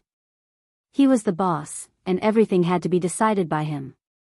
Robbins Garcia and Edward Anderson were particularly good at this point. They didn't want to command Jianghu casually just because they knew the industry. They would always give their opinions, whether or not to sell it, whether or not to buy it, and how much it would cost. It was all up to Jianghu. Since they knew that Jianghu might be in some trouble, there was no need to let Jianghu go. For them, Jianghu's safety was the most important issue. There was no other issue. Therefore, when Jianghu said this, he shook his head and said seriously. Hearing his words, Jianghu also thought about it. Indeed, he would not be of much help. The main thing was to get a general direction. However, Jianghu and the others did not need to make a name for themselves. Secondly, they did not need to sell beef. Therefore, it was fine to send Robbins Garcia. However, Jianghu had never sent them alone before, so he could not make up his mind. Don't worry, there won't be a problem. Have you forgotten that Dulles Gerard and the others have also been to Europe to sell red wine? Looking at Jianghu's hesitant eyes, Robbins Garcia smiled and said. Hearing his words, Jianghu also nodded. This was a good thing. In the future, he would not have to do everything by himself. After all, Jianghu was very lazy. Okay, in that case, you will personally lead the team. You can choose the people and cows. After thinking for a while, Jianghu said seriously. Hearing that Jianghu had decided to trust him, Robbins Garcia also smiled. This was a good thing for him. If he could do things well this time, it would undoubtedly be a bonus to Jianghu. A few days ago, after Edward Anderson came back, he also told him about Jianghu's purchase of fish seedlings. If there were no accidents, the total income of the fishermen would exceed 100 million in a few years. Of course, it was not referring to Jianghu's income, but the income of the fishermen. Therefore, before that, he had to show his loyalty to Jianghu. He could not leave the land side behind. Of course, Jianghu had already told him that the money from selling grass would be counted as the cowboy's commission. However, when it was time to show his loyalty, he would not give up. Hearing that Jianghu allowed him to go, he also patted his chest, indicating that Jianghu could rest assured. Then he went to find Dollar and the others. This time, he would lead the team alone, so Dollar, the big cowboy, would be in charge of the rest of the cowboys after he left. Now, there were some tasks that needed to be handed over. Seeing that Dollar was busy, Jianghu also went to the stable in the distance. His little Xia had now become the Xia. Seeing that Jianghu had come, the giant horse happily raised its front hooves, but when its front hooves fell, the sound was indeed a little frightening. Looking at the giant horse, Jianghu also smiled, then went over and patted its head. "We just met this morning, and you miss me so soon." Seeing the horse snorting and lowering its head, Jianghu also said with a smile. "Let's go, I'll take you out to play." Seeing little Xia sticking to him, Jianghu couldn't help but smile. Then he opened the stable and took out the giant horse. Then he went to the side and pulled out the saddle and dragon head. Little Xia was very sensible. He stood in place and let Jianghu do these things for him. When everything was done, Jianghu flipped his body onto the horse's back. With his legs clamped, little Xia began to run briskly around the field. Little Xia was very smart. He stood there and let Jianghu do these things for him. Thinking back, when Jianghu first saw little Xia, it should be 2 years ago when he had just bought the cow. At that time, little Xia was still a mixed-race pony. It was not good-looking, but its skeleton was very big. When Jianghu bought it, it was still a little irritable, but with the nourishment of spiritual energy, its spiritual wisdom was also opened. With more than 2 years of growth, little Xia's current physique had reached the level of its ancestors. With that huge figure, even Jianghu would feel a little too tall every time he rode it. The other horses were shorter than it by more than a head. Now, little Xia was the horse king of this herd. In the past, Shire horses had a problem. Because they were too heavy, the horse's bones could not bear the weight of the horse itself. Therefore, ordinary Shire horses might not even be able to trot, let alone run fast. However, Jianghu's little Xia did not have such a problem. Its size was not small, but it could still run. Although its running speed was much slower than other horses, at least it could run. Trotting and even jumping was not a problem. Perhaps it was because Jianghu kept it in the stable all day long, so Jianghu provided it with quite a lot of spiritual energy. Riding little Xia around the manor, Jianghu deliberately went to the greenhouse he built and took out some carrots. He washed them and gave them to little Xia to eat. The greenhouse built by Jianghu was really convenient. This way, they would have fresh vegetables to eat in the winter. However, everyone knew that the vegetables in the greenhouse did not taste very good. However, Jianghu had spiritual energy. When his vegetable seeds were soaked, he would inject spiritual energy into them. Although it was not a lot, at least it allowed the vegetables to grow perfectly and nourish the soil. In addition, Jianghu did not use pesticides or fertilizers. They directly put in chickens and wyverns to prevent insects. Although some of the vegetables would spoil, Jianghu did not use pesticides or the like. After Prawalton came to Jianghu to eat the vegetables here, he also wanted to import Jianghu's vegetables. However, Jianghu did not agree. What a joke! How much was the price of selling beef and vegetables? Although vegetables were more expensive than ordinary beef, vegetables could not be sold for hundreds of dollars per kilogram. Therefore, in this case, Jianghu could enjoy himself. After feeding little Xia, Jianghu put it back in the stable. Then, he was not in a hurry to go back. Seeing that the vegetables were growing well, Jianghu also went to look at his other things. After going to the greenhouse, Jianghu looked to the other side. When Jianghu came back from China, he brought a lot of things with him. Not only were there long-jawed croakers, large yellow croakers, Chinese bahaba fish, 9 caddies of yellow croakers, chicken, Zhongjiang fragrant pigs, German donkeys, and Langshan chicken. These were all necessary things on Jianghu's table. However, in addition to these things, Jianghu also brought a lot of other seeds, such as sand nest radish, rice from the northeast, and saffron from near Shanghai. Yes, there was no mistake. They were indeed from near Shanghai. Jianghu should have introduced saffron before. Saffron was actually a matter of translation. The Tibetan region did not produce it. More than 90% of the saffron in Wuxia was produced near Shanghai. Therefore, the best flower balls were also from there. After more than a year of growth, all of these things had actually already grown up. Not to mention the chickens, donkeys, and pigs. Jianghu and the others did not plant rice last year because they did not know how to plant it. However, the saffron flower balls and sand nest radish were planted. Sand nest radish was produced in Tianjin and was considered a combination of vegetables and fruits. It was very crispy and had plenty of water, but there was also a problem.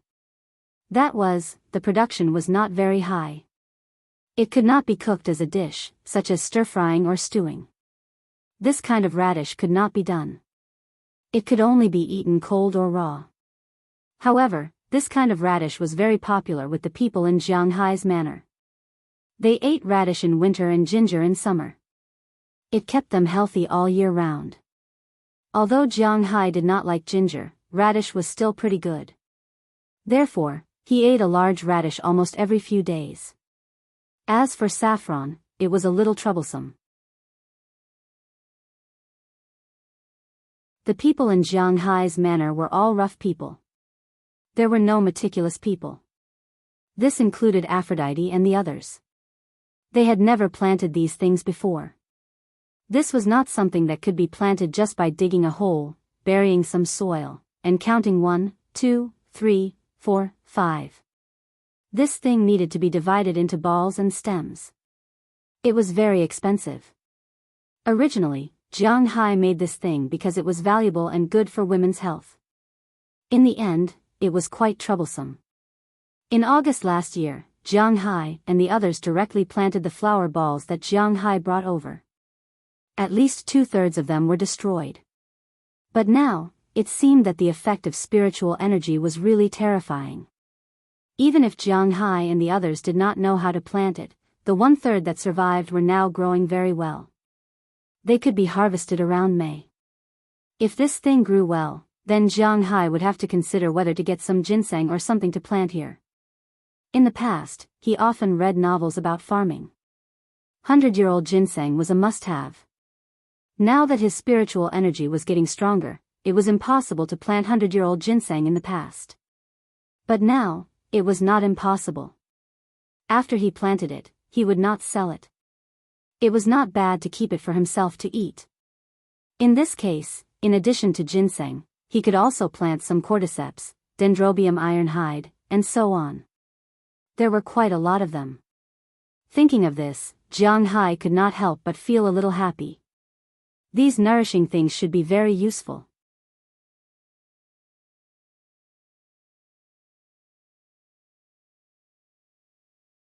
Chapter 962. In the next few days, Jianghu and the others were preparing. What were they preparing for? Of course, they were preparing for Robbins Garcia's expedition. After Jianghu talked to Robbins Garcia about this, he started preparing for the trip to San Antonio. First, he had to choose the cows and the people. These two were the most important. The cows were the contestants, and the people had to be responsible for them. Because this time, Jianghu and the others were just going to win a random championship. Well, it was quite annoying to say that. But this was also the truth. So if they won first place, they had to give others second and third place, right? Otherwise, how boring would it be? Last year, Jianghu participated and won the top few. This year, he did not plan to do so again. So this time, the exhibition hall they booked was only a very small one. They sent a total of 2 cows. One of them was the favorite to win the championship, Jianghu's Angus cow. It was 1.5 years old, which was the best age. It wasn't as small as a 9-month-old calf, nor was it as old as a 30-month-old A-grade beef. An 18-month-old cow was just right. In addition to this cow, Jiang Hai also brought a short-faced cow. However, this cow wasn't going to participate in the beef cattle selection, but rather the dairy cow selection. Yes, short-faced cows can be used for both meat and milk. Currently, Jiang Hai had 5,000 of these cows in his manor. Naturally, the bulls would be killed for meat, while the cows would be used to raise calves and milk. This cow was more suitable than the Angus cows. To be honest, the Angus cow's milk wasn't good to drink, and the milk they produced wasn't enough. The short-horned cow that Jiang Hai sent this time was already pregnant when he bought it last year. Not long after the purchase, it gave birth to calves in the manor. After the calves were born, it began to produce milk. Not sure if it was because Jiang Hai's pasture was really good, but the amount of milk produced was huge. It was not like the amount of milk produced by a cow that gave birth for the first time. And the milk tasted good. In Jiang Hai's opinion, it was even similar to the Dutch cows. Even Robbins Garcia thought that the milk was very good, and Jiang Hai could produce it. So this time, he sent these 2 cows. The Angus cow was going to win the championship, and this short-horned cow was going to see what grade Jiang Hai's milk was. 2 cows were not very troublesome, so this time, Robbins Garcia was only going to take 2 people. One was Harriman Fells, who Jiang Hai had introduced to him. Harriman Fells was stimulated when he was young, so his brain was not very fast. But he was in good health and was willing to work. In the manor, besides Jiang Hai's women, Harriman Fells and Knerson Peters were the most loyal to Jiang Hai. Because in their eyes, Jiang Hai was not only their benefactor, he gave them jobs, gave them money, gave them a place to live, and gave them dignity. In the past, when Harriman Fells was in the small town, the adults all pitied him. But pity is not the same as love and respect. Pity is pity. It is a kind of charity from top to bottom. I take care of you because I feel sorry for you. It is like seeing a beggar feel sorry for you and giving him some money. Although Harriman Fells did not say it, his self-esteem made him very uncomfortable. So after he could work, he had been working very hard. He did not want others to pity him. He wanted others to treat him as an equal. After entering Jiang Hai's manor, he had these things. Jiang Hai would order him around as if he was ordering others.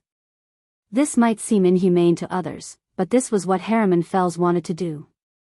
Of course, Jiang Hai would not let him do any delicate work. He was more willing to do weeding, cleaning, and so on. In the past few years, the money Jiang Hai had given him was enough to make the American girls ignore his slow thinking. In addition, his good friend, Knerson Peters, was Jiang Hai's bodyguard in name, but to be honest, Jiang Hai's real bodyguards were Azalina and the others. So he really had nothing to do every day. The only thing he could do was to do odd jobs and exercise his body. As roommates, Knerson Peters and Harriman Fells got along quite well. Harriman Fells was now no smaller than Knerson Peters. He was strong and big. Last year, when the new bulls arrived, he subdued a frightened young bull. The bull was brought in as a breeding bull. It was huge. In terms of weight, it was 1,480 kilograms, 1.5 tons. But he could subdue such a guy. It was because of that incident that Robbins Garcia had a direct understanding of his strength. The Angus cattle were small beef cattle, and the short-horned cow was still a cow. With Harriman Fells in charge, there would be no problem. The second one to go with him was called Black Hill. He was a newcomer. As for the people left in the manor, the nominal leader was Burke Dollar, and the deputy was Philemon Turner. Belle Lester, Gladstone Nelson, and Edie Lewis all stayed in the manor. With these 5 people, Robbins Garcia was more at ease. The 2 cows were brought out to live alone for a few days to let them get used to life without a herd. Then Jiang Hai contacted Jing Jin, who had returned to work, to prepare a plane to transport them directly to San Antonio. The livestock exhibition in San Antonio lasted for a total of 3 weeks, but it did not mean that Robbins Garcia had to stay there for 3 weeks.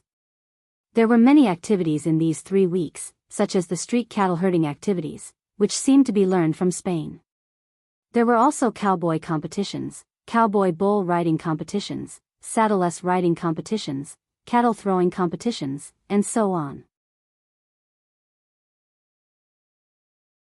There were also many bands that would hold concerts during this period, mainly singing country music and country rock. This would take up a lot of time, so even if Robbins Garcia and the others went, they wouldn't be able to stay for that long. According to them, they would be back in about a week, or at most 10 days. That would be about it. All the preparations continued. Jianghu personally sent them to the airport and watched them get on the plane. This was also the first expedition of Jianghu's cowboy team. He hoped that they would have a good result. Of course, Jianghu did not know what the result would be. As the plane took off, Robbins Garcia, the 2 cows, and the 2 men slowly flew to San Antonio. When they arrived in San Antonio, the people in San Antonio specially came to pick them up. Robbins Garcia specifically talked to Jianghu and then arranged for the 2 cows to go to their exhibition hall. Compared to last year, they only treated Jianghu as a fat sheep. This year, they really took Jianghu's soaring dragon manor seriously. Although it was only a small exhibition hall, it was placed in a very important position, and the security there was also the best. After Robbins Garcia settled the cows, he left Harriman Fells here to look after them, while he and Breverthill went back to rest first. They would come back in the evening to replace him. Of course, Harriman Fells had no objection to this arrangement. When Jianghu's soaring dragon manor appeared here, it caused some disturbances. This was because in the United States, there were almost no cowboys who did not know about Jianghu's soaring dragon manor. Of course, there were also some ranchers who did not pay attention to this at all. However, everyone who came to participate in this livestock exhibition knew about the soaring dragon manor and its cows. Originally, when the organizers sent Harriman Fells here, many people came to watch. These people were also people who came to participate in the exhibition. Although there would be security in the exhibition hall, how many people were really relieved? When Jianghu participated in the beef show for the first time in New York, some people came to make trouble. Even the security guards might not be reliable. You can't completely rely on others for safety. Therefore, in Jianghu's exhibition hall, as long as there were cows, there would be people watching it 24/7. It was the same in other exhibition halls. Some had 1 person, some had 2 people. Now that they saw the soaring dragon manor, these people came over. To be honest, there were people who were not curious, but not many. They also wanted to see why Jianghu's cows could be sold at such a high price. Moreover, they heard that Jianghu made money by selling grass. This world was really unfair. For poor people like them, cows were worthless, and grass was even more worthless. For rich people like Jianghu, cows were valuable, and grass was even more valuable. These people looked outside for a while, and many people who knew the industry gave a thumbs up to Jianghu's cows. With their innocent eyes, they could not find any fault with them. The color of the cow's fur was quite good. Their fur was shiny and smooth, and their eyes were very lively. There was not a trace of lethargy in them. Compared with the carefully selected cattle at home, Jianghu's cattle had the advantage just from the appearance alone. At the same time, when some people saw that the troublesome Robbins Garcia had left, they approached Harriman Fells in an attempt to get some information out of him. Unfortunately, there was a reason why Robbins Garcia left Harriman Fells here. It was precisely because this fellow knew that his brain was not fast enough, that he had always kept a respectful distance from those who did not have good intentions. No matter what they said, he would just pretend that he did not hear them. This move of his was very smooth.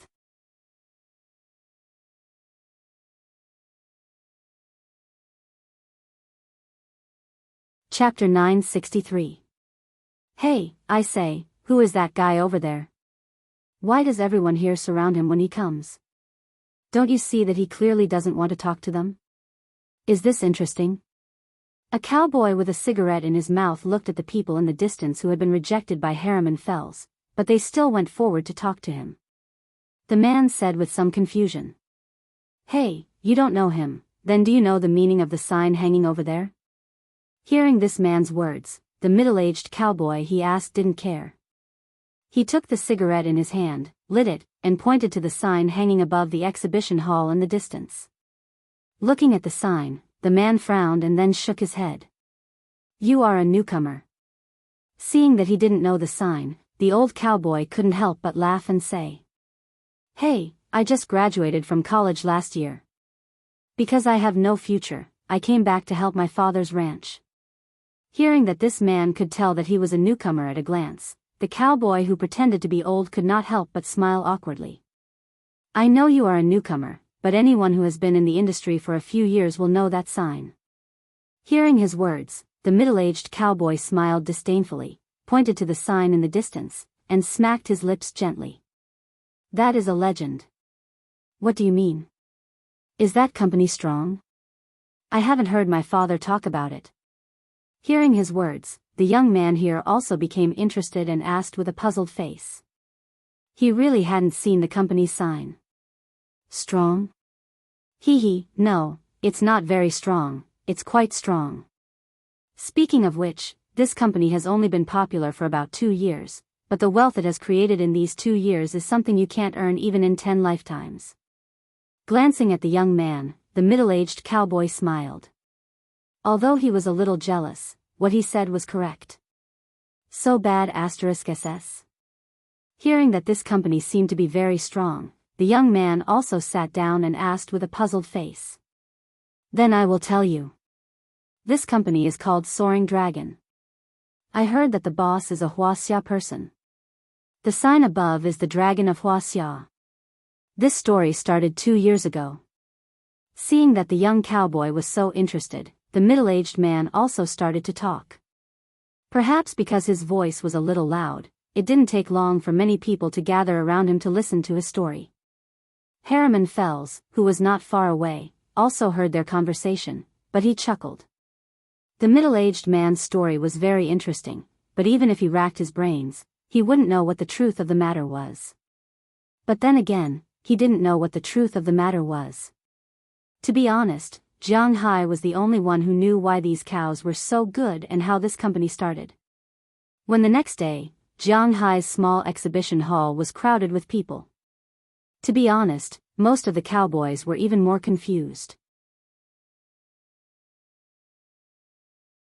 Why were Jianghu's cows so popular? They really couldn't understand. But whether they understood it or not, Jianghu's men knew that this year's champion would be none other than them. Just as everyone was talking about Jianghu was driving his car towards the town. Speaking of which, Jianghu sent his men to San Antonio.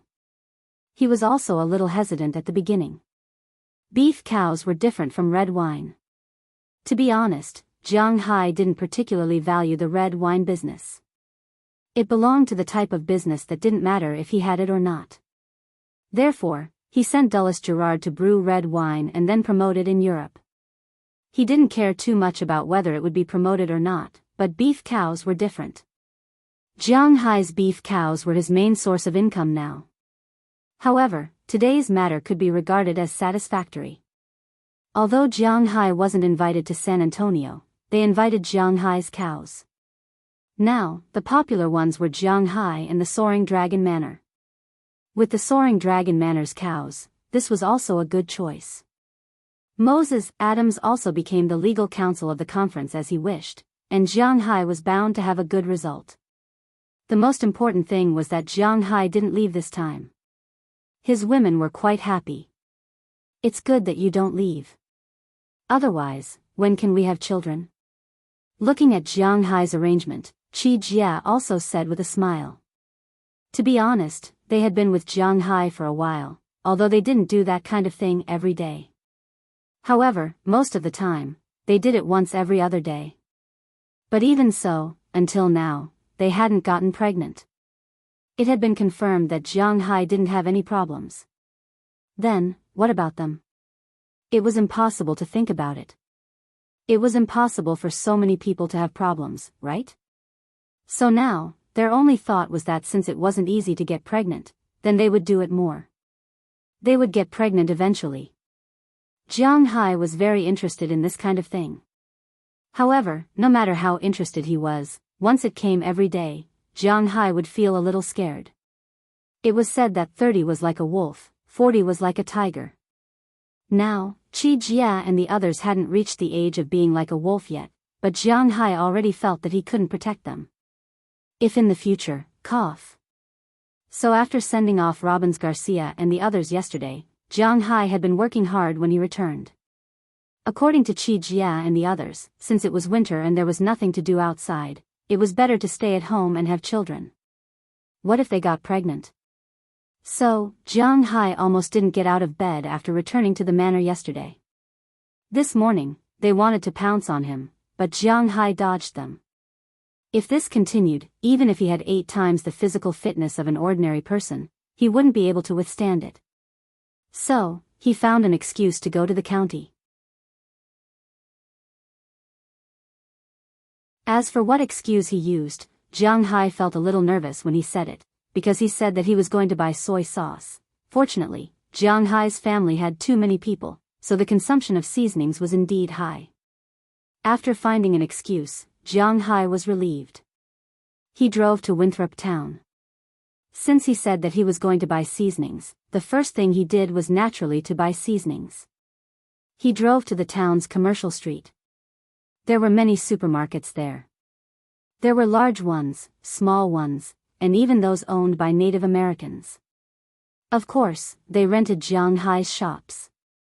Jianghu found a Chinese supermarket. In fact, it was a supermarket owned by Old Master Zhang Dihai, Haishang Supermarket. Haishang Supermarket was not considered small among the Chinese supermarkets in the United States. It was considered to be above average. Since Jianghu's beef and fish helped, their industry had gradually expanded. At present, in terms of supermarkets, Haishang Supermarket was already a first-class existence among the Chinese supermarkets in the United States. Originally, Winthrop didn't have a Haishang Supermarket. The reason why a shop was opened here was entirely because of Jianghu. Of course, this wasn't specially opened for Jianghu. Jianghu didn't have that much influence. This was completely open for the tourists of Wuxia. No matter where people went, it was inevitable that they would not be acclimatized, let alone the difference between the United States and Wuxia. Therefore, when Winthrop was developing tourism, Jianghu had once mentioned that it would be best if there were some family hotels that allowed tourists to cook their own food. Jianghu's suggestion was naturally approved by the people of Winthrop. Therefore, many people in Winthrop could cook their own food. Of course, if you were used to the food here, it would be very convenient to eat in a restaurant. However, for some seafood, it would be a little expensive to eat in a restaurant. But for now, it was basically okay because ever since Jianghu opened the sea, he didn't sell lobsters and fish alone. Therefore, the seafood industry in Winthrop was still very impressive. Many of the things sold in the Haishang supermarket came from Wuxia, such as some spices. Americans didn't eat so many spices.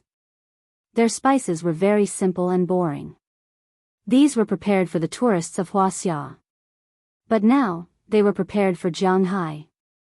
After parking his car far away, Jianghu walked into the supermarket. Although this supermarket was called a Chinese supermarket and felt a little small, it was actually very big. It wasn't smaller than some of the large supermarkets in China. It occupied an area of at least 5,000 to 6,000 square meters. This was built by smashing several of Jianghu's shops. This supermarket was also divided into many areas like a normal supermarket. The home appliances area sold telephones, refrigerators, microwaves, TVs, sewing machines, and so on. This was also convenient for the local residents. In the household goods section, there were plates, bowls, plastic sheets, toilet paper, and so on. There was also a special makeup section. Basically, there were hair washing products, face washing products, and some makeup products. Everything was available. Walking inside, there was a special food area, dry fruit area, biscuits, milk, juice, and so on. After passing these, it was the largest fresh food area. There were rice, noodles, oil, salt, fruits, vegetables, fish, meat, and so on. Because it was a Chinese supermarket, the items on the shelves were labeled in both Chinese and English. Of course, there was only one price. Because in the United States, although RMB was not considered as waste paper, at least it couldn't be spent. After Jiang Hai entered the supermarket, he wandered around. Unknowingly, he walked to the seasoning area. Naturally, he swept up all the goods like a whirlwind sweeping away the clouds. A bottle of soy sauce and old soy sauce, vinegar, tomato sauce, steamed fish, bean drum, oyster sauce, cooking wine, rice wine, it was a mess. As long as there was something on the shelf, Jiang Hai would buy it. Anyway, they would finish all these things. When Jiang Hai turned a corner, a familiar face appeared in front of him.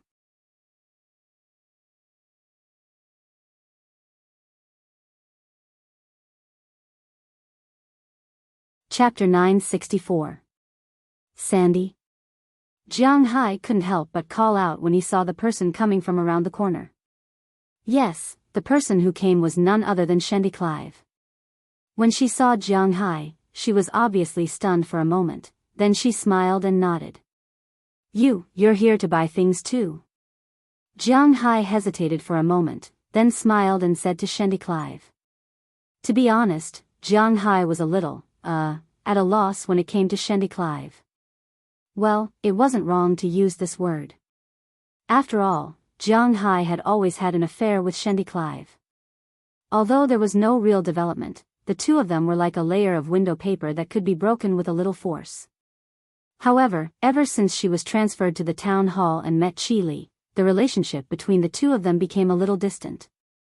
It seemed that she couldn't accept having Jiang Hai with someone else. Jiang Hai couldn't say that she was wrong, after all, this was human nature. In Jiang Hai's manner, to be honest, there were too many freaks, and there were very few normal people. Yes, you bought so much seasoning? Hearing Jiang Hai's words, Shandy Clive gently brushed her hair behind her ear, then looked at the things in Jiang Hai's car with some confusion. It wasn't common for someone to buy so much seasoning. Hee. Hearing her words, Jiang Hai was embarrassed to say that it was because he loved many people. Hey, can't you see me? You're only talking to my sister. At this moment, another voice sounded in Jiang Hai's ears. Then, Jiang Hai saw that there was another figure beside Shandy Clive. When he saw this figure, Jiang Hai was familiar with it. Karma Cliff, Shandy Clive's younger sister. However, the two of them only had half of the same bloodline. However, the relationship between the two sisters was quite good. This kind of thing might not be common in Wuxia, after all, they weren't born from the same mother. In Wuxia, it was important to pay attention to who was first and who was second, but in America, this kind of thing was actually very common. Therefore, in America, there were many families that got together later, and the relationship between sisters and brothers was still very good. Compared to the Karma Cliff that Jiang Hai saw a few years ago, the current Karma Cliff had changed a lot. After all, she was in college, and she wasn't in her first or second year, but was preparing to enter her third year. She had also learned how to put on makeup and dress up. In China, when she was in her fourth year and first year, she was like a completely different person, even more so in America. At this time, Karma Cliff's figure was getting better and better. Although it was still winter, she was wearing a woolen sweater, a pair of leggings, and a pair of short boots, which showed off her perfect figure. The places that should be big were big, and the places that should be thin were slim. Especially her two legs, which were straight and slender at the same time. A thin cotton-padded jacket was draped over her arm, making her look very fashionable and beautiful. When she saw Jiang Hai looking at her, she purposely showed off her body, making Jiang Hai even more embarrassed. However, it was true that it wasn't good to look at a girl like that. Hi, Karma. With an awkward smile, Jiang Hai said to Karma Cliff. When she heard Jiang Hai calling her, Karma Cliff also smiled and stood behind Shandy Clive. She was very clear about the story between Jiang Hai and her sister, but at the same time, she also looked at Jiang Hai curiously. When she first met Jiang Hai was just a potential stalk. You couldn't tell if he would become as good as he is now. But now it seems that it was her sister's mistake that she didn't catch this guy at the beginning. This is a perfect rich husband. You continue to shop, we still have to buy some things. Feeling that the air was a little awkward and frozen, Chronicles smiled politely at Jianghu, then pushed the cart past Jianghu. Hearing her indifferent words, Jianghu couldn't help but sigh in his heart. It seems that there is no chance, but thinking about it, I was too greedy. You know, I'm not just carrying the responsibility of a woman. Phew, let's just consider this as turning over a new leaf. Jianghu smiled and prepared to continue pushing the cart forward. But at this moment, Chronicles suddenly ran back and patted Jianghu on the shoulder. Hey, your phone is still the same one. Looking at Jianghu, Chronicles said to Jianghu. Oh, it's still the same one. Hearing Chronicles' words, Jianghu also nodded, not knowing what she was going to do. I have something to ask you. I will talk to you on the phone when I have time. Hearing Jianghu's answer, Chronicles quickly took some ketchup and ran away. Looking at her anxious look, Jianghu was completely confused. However, these had nothing to do with him. He couldn't understand why she wanted him to do it, so he shrugged and continued to push the cart forward. Soon, he bought all the things he wanted to buy and brought them to the car. Originally, he wanted to go out for a stroll, but now, he wasn't in the mood to go out. So, after thinking for a while, he drove back to the manor. Jianghu himself was a loser and an otaku. For him, there was nothing bad about staying at home. Driving, he soon came to Jianghu's manor. After parking the car, Jianghu got out of the car with a few large bags of things. Although these spices were really heavy, it was impossible for Jianghu to not be able to carry them. Walking inside with the things, Jianghu found that there was no one in the villa. Only Delina, Marian, and Taraga were sitting there watching TV. Seeing that Jianghu was back, they also looked up at Jianghu. Why are there only 3 of you? Where are the others? After putting the things in the kitchen and coming out, Jianghu looked at the 3 girls in front of him with some doubts. He touched the hair of Delina, who was sitting in the middle, and asked them. They went to take a bath. Slapping away Jianghu's hand, Delina pouted and said to Jianghu. Take a bath? Then why didn't you go with them? Hearing her words, Jianghu was stunned. What's going on? They didn't take us with them. They just told us that if you came back, you should go with them. Hearing Jianghu's words, Marian also looked at Jianghu and said while blinking her eyes. Hearing her words, although Jianghu still didn't know what they were going to do, he still walked out of the door and walked towards the bathroom. When Jianghu left, the 3 girls also gathered together. They're really too much. They didn't even take us with them. Taraga watched Jianghu walking away and said angrily. Alas, we can't help it. Who told us to be his daughters, not his women? Didn't he notice that we're ready? Looking at Jianghu's back, Delina rubbed a certain indescribable part above her well-developed breasts and said in a discouraged way. Jianghu really didn't know how they felt about Jianghu. However, Jianghu only knew that he had always treated them as his own daughters, although they were about the same age and had no blood relationship with him. Hey, you're his daughters, but I'm not. Why doesn't he want me? Throwing a disdainful glance at the 2 underage girls who wanted to do something to Jianghu, Delina proudly gestured at her well-developed breasts. Jianghu was 14 years old when he found Delina and Marian. After 3 years, they were already 17 years old this year. However, in Jianghu's eyes, children would always be children. Jianghu was already 29 years old this year. Who could he reason with? Tisk, don't even think about it. Humph. After hearing Tarag's words, Delina and Marian made the most contemptuous hand gesture towards him at the same time before saying complacently. At the sight of their looks, Tarag gave up the thought of lecturing them. Instead, he directly charged at them. The 3 girls were in a mess at once. Although it was 1 versus 2, Tarag, who had lived in the forest since he was young, was much more powerful than Delina and Marian. Therefore, he gained the upper hand in this battle. However, Jianghu couldn't see the scenery inside the villa. At this time, he had already come to the bathroom. Because there were only Jianghu's girls, Jianghu didn't care and went straight to the big bathroom. But as soon as he walked in, Jianghu was startled. At this time, in Jianghu's sight, he only saw Qijia, Chia, Ai Xiaoxi, Feng Yunqian, Azalina, Aphrodite, Dana, Hilda, Paige, Shira, Ohilia, Bridget, Janice, Galena, and Wallace Shelley. These 15 girls were all wearing very simple but very seductive clothes. They were all kneeling neatly in front of him. Looking at their actions, Jianghu was surprised again. He found that he had a lot of lucky guesses today. Master, do you want to take a shower first, or do you want to do that first, or do that while taking a shower? Looking at Jianghu's dumbfounded look, Feng Yunqian blinked her eyes and said to Jianghu with a smile. You guys, what the hell are you doing? Looking at these girls in front of him, Jianghu walked in front of them with a puzzled look. What's going on? Why was there something he couldn't understand? But to be honest, the seduction was just a moment ago. Seeing Jianghu walking in, Feng Yunqian also waved to the people behind her. Aphrodite and the others took the initiative to stand up and walk to Jianghu's side to help him change his clothes.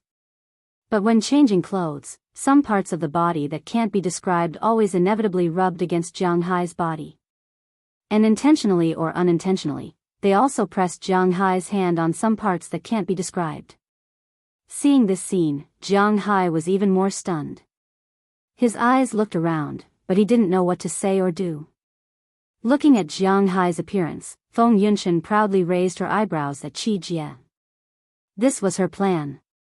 You're tuning into the Biyao's Wuxia Chronicles YouTube channel. Don't forget to subscribe and join us on this journey to catch the most captivating stories.